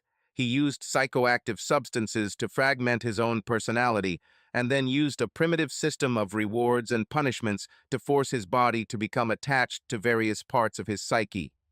In this context, Edward Hyde was just the pragmatic and animal part of Henry Jekyll's personality that was given flesh. Many of the compounds I studied with Mary Drappett, the midwife in my parents' village, were also psychoactive, but their mode of action was more subtle and gentle. I rejoiced at Henry's healing, but it felt like something was lost when we cast out Hyde. Henry's personal beliefs and upbringing had long directed his passions toward the intellectual rather than the physical. In Hyde, the desires that Henry had pushed aside took hold of him, and after destroying his alter ego, Henry seemed to begin to become disgusted not only with the beast that controlled him, but with all the passions that that beast seemed to unleash. Henry's behavior had always been frighteningly correct, but now it had become almost arctic. However, as we worked side by side, I felt that the bond that once bound us so closely began to be restored again. Although the reserved, fiercely controlled Henry never inspired in me the giddy, reckless passion I felt around Hyde, I nevertheless realized how deeply passionately I connected with the good doctor, and over time, he made it clear that my feelings were mutual. A year after Hyde's ghost was laid to rest, we became husband and wife. I won't pretend that memories of Hyde's lewd advances didn't resurface from time to time, or that I didn't feel my pulse race when I remembered the touch of his hands on my skin, his teeth on my neck. However, these memories were mainly colored by intellectual rather than physical thirst. I was burning with curiosity about the miracle that my husband had created. As the deterioration of my dear father's condition accelerated, I decided to try to repeat Henry's experiments. However, I soon discovered that I faced several major obstacles. The first was that I needed to find a less destructive method of transformation than my husband Henry's experiments, which involved repeatedly poisoning himself and therefore causing significant pain, did not suit my goal of healing my father and reducing his suffering. The second obstacle was that I didn't have Henry's resources. I wasn't willing to test my compounds on myself, and I couldn't secure test subjects who would be desperate enough to agree to dangerous experiments. Most of Henry's subjects at Cambridge were hopeless figures, selected from the lowest strata of society, more than willing to sell their souls and bodies for a few glasses of cheap gin. While he could easily recruit his patients in pubs and back alleys, for me it was neither safe nor acceptable. This does not mean that I had no resources at all. Through my contacts in Bedford, I assembled a small group of test subjects, consisting of some low-paid employees and a few women on scholarships. With their help, I was able to administer many of my psychoactive compounds under controlled conditions. However, given the status and gender of my subjects, the more dangerous experiments Henry conducted were clearly ruled out. Although I was able to create a number of psychoactive elixirs, I was unable to duplicate the success of my dear Henry in causing the metamorphosis of the human body. Partly, I suspect, it was because my connections were thinner than his. I found myself stumped, unable to bring about the physical transformation, and therefore unable to identify the actual compounds contained in the blood that led to the aforementioned transformation. Ultimately, of course, I came to the logical conclusion I had in my possession the only person who, to my knowledge, had ever turned into another person. If I could cause the evolution of Henry into Hyde, I would have the first part of my problem solved. All I would then have to do is detect and isolate the compounds in the blood that were causing the change. If I could do this, I would master the process of body evolution. In theory, at least, I could then manipulate this process to inspire the body to heal, grow, or emulate any of the other numerous mutations that are integral to the normal process of growth and aging. I could, in theory, find the tools needed to mend my father's bones, bind his muscles, and perhaps even calm his spirit. It was a series of difficult tasks, but I knew they were all possible, and I decided I would do them all if it was the only way to ease my father's suffering. And this was the first step towards my final betrayal of my husband. Henry developed a dislike that bordered on obsession when it came to Hyde. For him, Hyde represented the final loss of control, the surrender of oneself to another's intellect.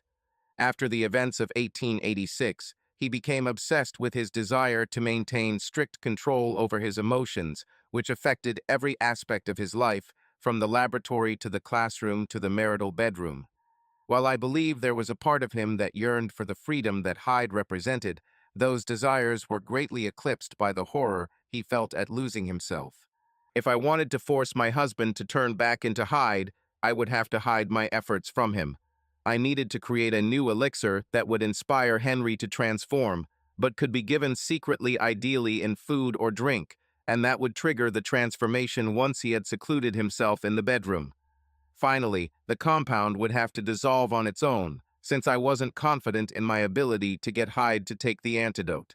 This was my goal, a tasteless elixir that would work in my husband's sleep, temporarily transforming him without leaving any trace and undetected. Not an easy task, right?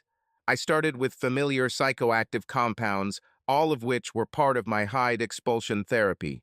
In other words, I hoped to use tools that would one day heal Henry to create a kind of mental disturbance that could replace the strychnine that once tormented his body, causing it to transform.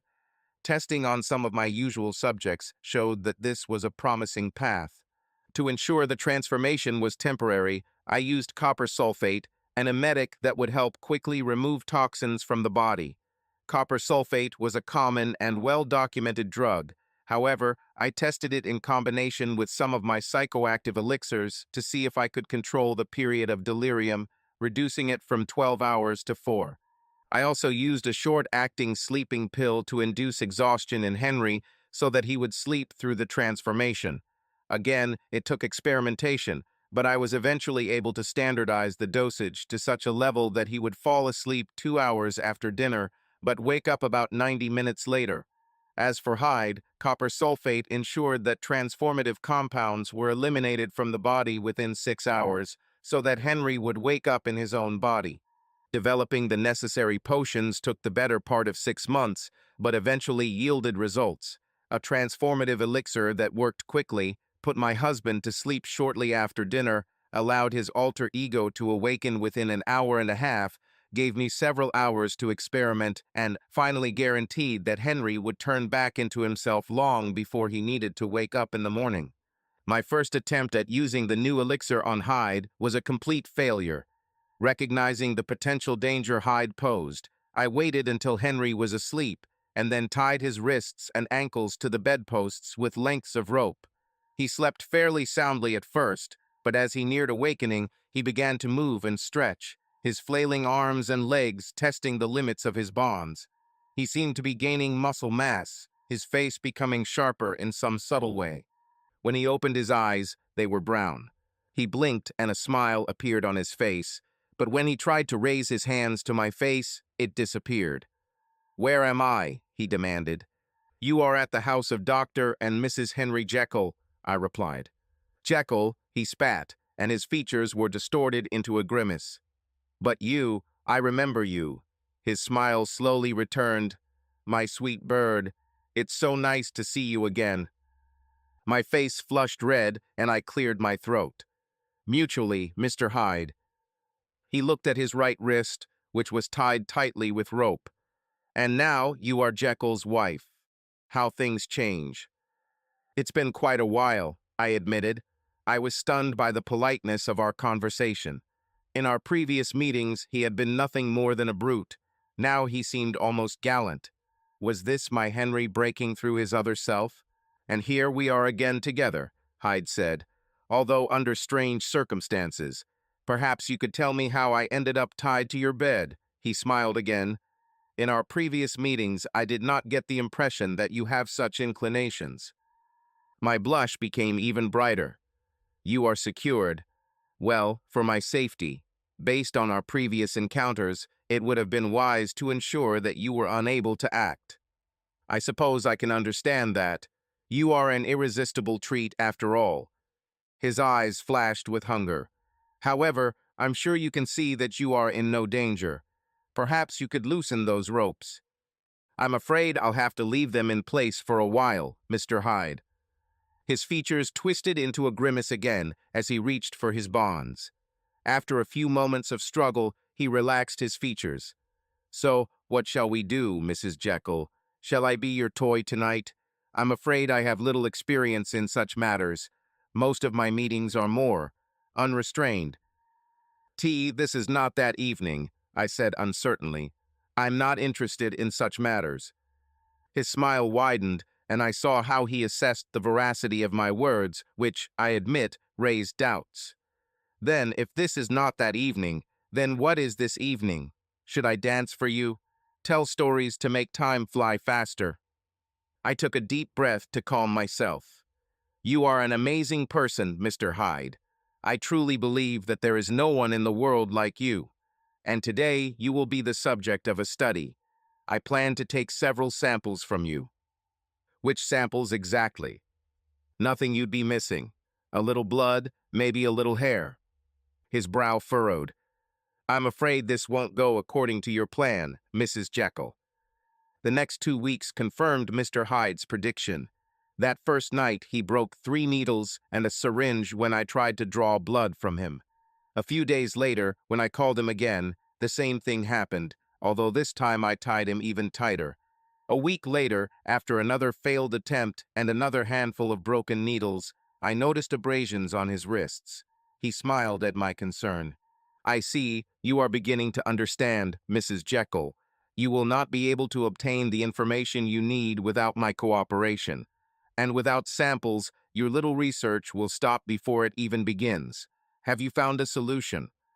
I shook my head. "You know, you'll need my cooperation.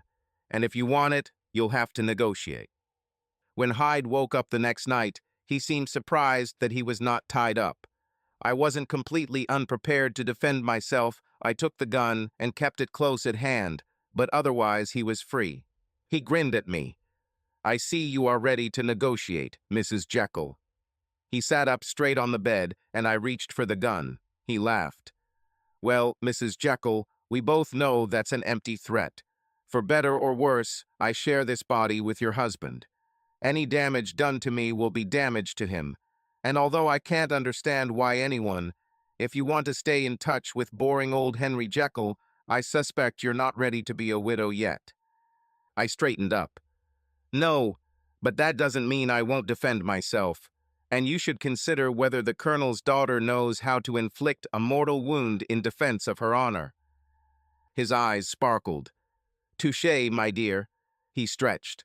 "In that case, it appears we have reached an impasse. So, negotiations begin." I lifted my chin and looked at him. "So, let's begin."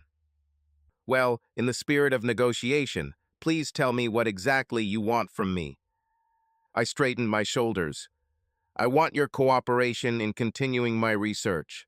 This will include regularly collecting samples of your blood and hair and possibly skin and urine samples. Urine, you say, he grinned.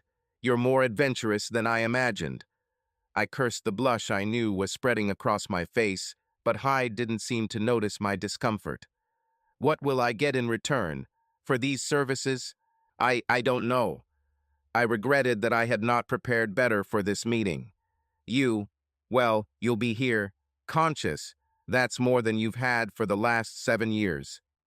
It's true, he said, looking at me. But what is life without experience?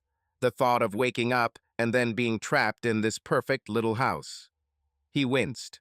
It's not a particularly attractive prospect. I can't let you walk around freely, I admitted.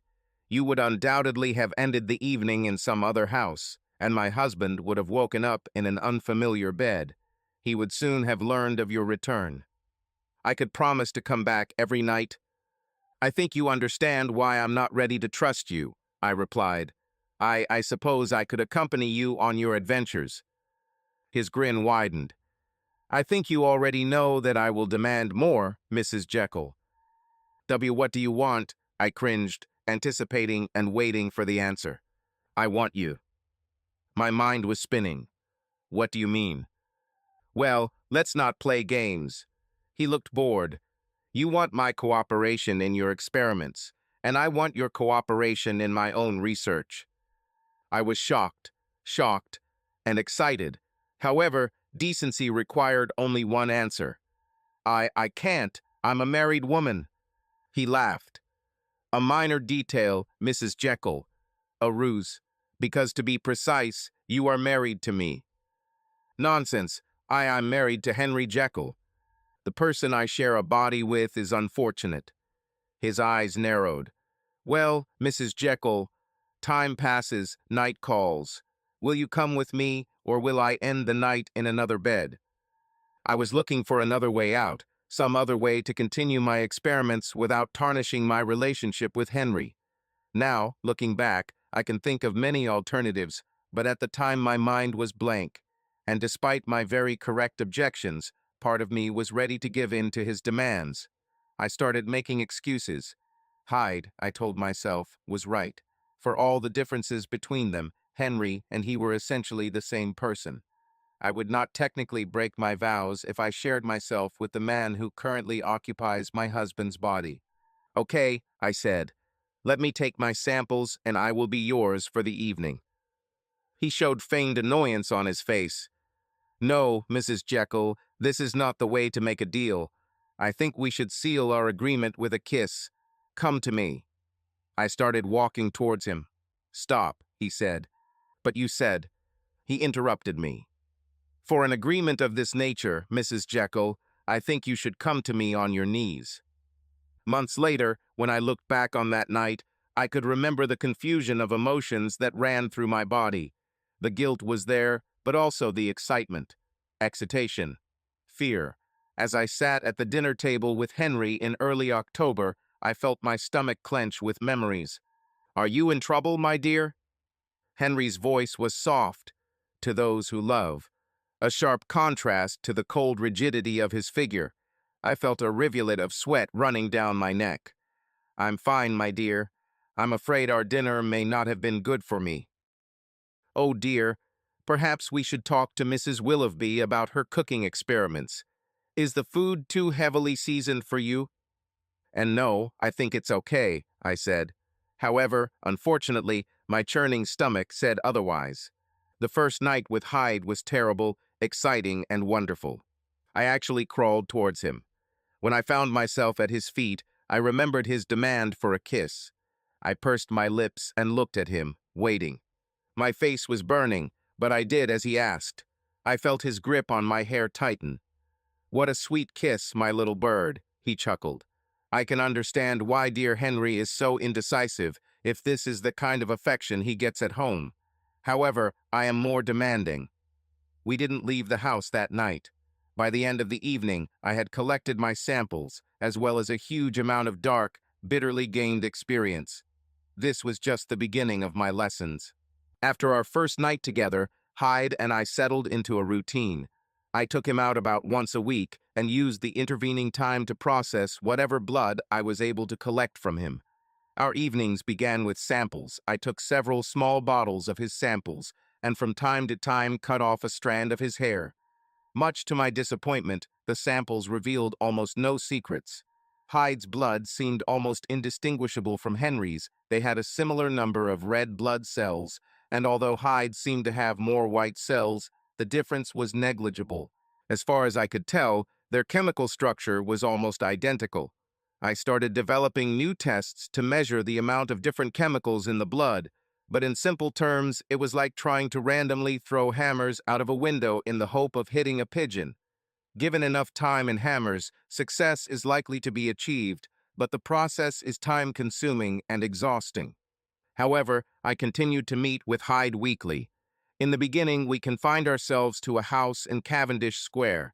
Although Hyde was limited in his choice of location, this was perhaps the only restriction he showed, and I was introduced to a course of carnal activities of which I had not previously had the slightest idea. I couldn't refuse him anything. Hyde also seemed to be completely fascinated by my body, although it is unclear whether this was out of attraction to me or a desire for revenge on Henry. He certainly enjoyed leaving marks on me, regularly leaving hand and bite marks on my pale skin. These traces, in turn, created certain difficulties when it came time to fulfill marital duties to Henry. Long hours spent in bed cuddling, once one of my greatest pleasures, became a source of anxiety, and I began wearing skimpy nightwear to conceal myself. I also began to distance myself emotionally from my husband. Naturally, I couldn't discuss my current experiments with him, which deprived us of our most passionate topic of conversation. And although I still had great respect for him, I was less and less able to look him in the eye. However, I continued to perform marital duties regularly, assuming that as long as I satisfied him to the best of my ability, I was not depriving him of anything meaningful. As the rift between us deepened, I was in awe of the confusion and sadness I saw in his eyes. By early July, Hyde became increasingly restless and began insistently demanding to leave the house. However, being dominant in carnal affairs, he acquiesced to my wishes to remain inside, perhaps realizing that if he insisted too much, I might deny him the game. In this, at least, I maintained an advantage.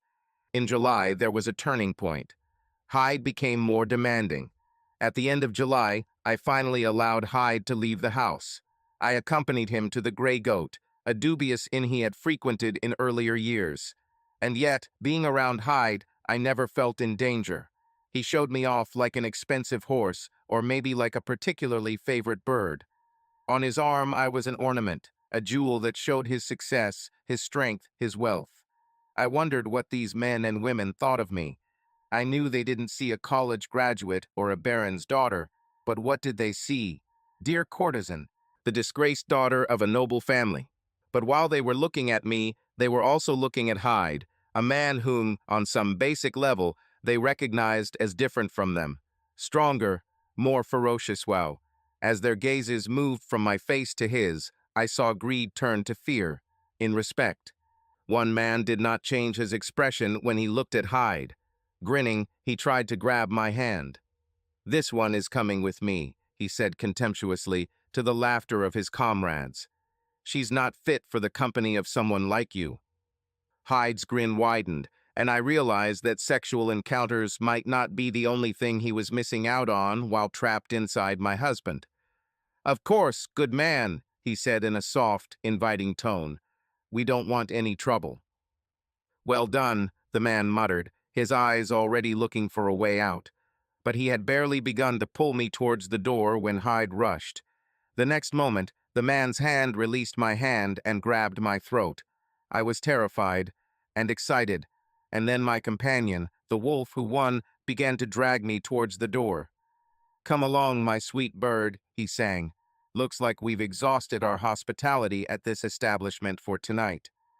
As we were leaving, I looked back. The man was lying on the floor of the inn. Someone was already taking off his shoes. When we got outside, Hyde stopped the carriage. As soon as we were inside, the animal inside me demanded release. I rushed towards Hyde, wrapping my arms around him and pressing my lips to his, pressing your body against his. We barely made it home before I tore his clothes off. The next day, as I was throwing away Henry's ruined shirt, I realized how far I had fallen. Just a few months ago, I was a researcher seeking to uncover the secrets of Henry's amazing transformation. As for Hyde, he was just a test subject, a laboratory specimen that I used to collect data. But now I had gone from being a reluctant victim of seduction to an active participant in my own downfall. Hyde became my lover. This was no longer a business arrangement, an exchange of sex for samples. Last night, I chose it. I took the initiative and demanded his consent. I had no doubt that Hyde had noticed my transformation. In the clear light of day, I realized that this had to end. If this had continued, my marriage and myself might not have survived. I decided to stop my meetings with Hyde. My determination lasted until September. The bruises and bites that Hyde left on my body disappeared, as did the pain and suffering left behind by his rough treatment. A thin veneer of normality descended on our home, but something was lost, something was gone. Henry remained aloof, reminding me of the man he had been before we banished Hyde, and I wondered if my infatuation had freed something inside him, turning him back into the lonely, isolated man I had first seen. At my father's meeting, his eyes, which had been open doors to me for the past few years, slammed shut, and I felt a cold chasm between us, an abyss that I myself created. But Henry wasn't the only one I felt missing. Hyde brought out something in me, set my animal nature in motion. I wondered if I was becoming like Henry because, like him, I felt torn between intellectual and carnal desires, between my own Apollonian and Dionysian spirits. Hyde brought out the greedy woman in me, and she ran and fought and screamed in his absence. To my chagrin, my research did not yield any results. Whether it was because I was distracted by the insatiable Jezebel screaming inside me, or simply because none of my hammers hit the dove, I found myself stumped and with almost no samples. When I reawakened Hyde in early September, it was with the full knowledge that I was not only resuming my experiments, but also submitting to his will and, more importantly, to my own desperate desires. Our first night together was pain and bliss, and I almost forgot to take my samples. Almost. By our second night together, I was fully committed to my course of action. I didn't know how long I would continue this ill-fated quest, but I decided that while I learned the secrets of Hyde's transformation, I would also explore the secrets of my own cruel desires. When I woke him up that night, I was already in his favorite position, naked on my knees, hands behind my back. He grinned, stood up, and unbuttoned his pants. I couldn't help myself. Later, we returned to one of his old places. He seemed especially cheerful that evening, even more eager than usual to show me off to his comrades. He seated me next to him at a long table filled with men. Quietly, I took a sip of my beer until my heart slowed and my thoughts returned. I noticed that Hyde spoke to the other men at our table in quiet voices. They seemed to be agreeing on something. I looked at him. "Here's my little bird," he purred. "Have you returned to us?" The men laughed and my face turned red again. "Why, yes. I'm fine," I said. "Thank you." Hyde's companions seemed to find my answer amusing. "Great, great," he said as his companions' laughter died down. "I'll go out in a minute." I was overcome with fear. "What?" I asked. I'll pack my things." "No need, my dear bird," he said. "Tom will take care of you." I looked at Tom, the red-faced man opposite me. His grin widened, and I felt something cold inside me. "No, Mr. Hyde," I said. "There's no way he'll do that." Hyde grabbed my hand. "Who do you belong to, Mrs. Jekyll?" "To you, sir." "Very good," he sang. His hand was like iron. "Very well. As one of my things, I decide what you do and with whom. If I decide to give you to someone else, you go." "I won't go," I hissed.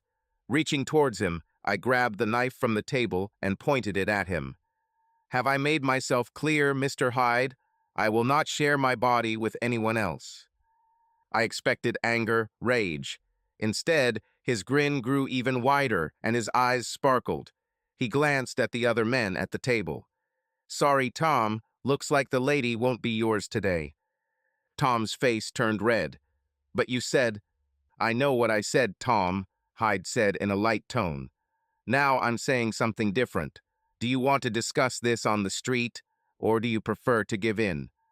Tom's face turned pale. Yes, Mr. Hyde. Plans change." He looked oddly proud, even as his fingers ran through my hair, and he grabbed it in his fist. "Are you ready to leave this hospitable home, my bird?" he growled. "As pleasant as this evening has been, the night is still young." "Yes, Mr. Hyde," I hissed. "I think I'm ready to leave." Henry looked at me across the dining table. I felt like I was overheated and sweat was running down my forehead. My insides were churning, my abdominal muscles were tense. It wasn't just an upset stomach. I felt my arms, legs, and chest contracting. Henry," I sobbed. "W, what's happening to me?" My husband's face was covered. The wall, cold and repulsive. "It seems like you ate something that didn't suit you, honey. I'm sure it will pass." Henry, what did you give me?" Tears flowed from my eyes. It felt like my skin was on fire. It was torn. "Some things are familiar to you, dear." He smiled. This smile was cold. "Perhaps a little strychnine. I'm told you like a little pain." "Oh my God, Henry!" I was out of breath. "Potion?" "Well, definitely a potion," he said. "Don't worry, my dear. It won't kill you. But things might get a little weird." Gasping, I looked up at him. They were a cool, off-putting blue, interspersed with brown. Subscribe to our channel so that your love doesn't cheat on you, and go ahead and listen to the next story, because this story is nothing compared to the next one. If you're under 18, don't even think, click to the next one.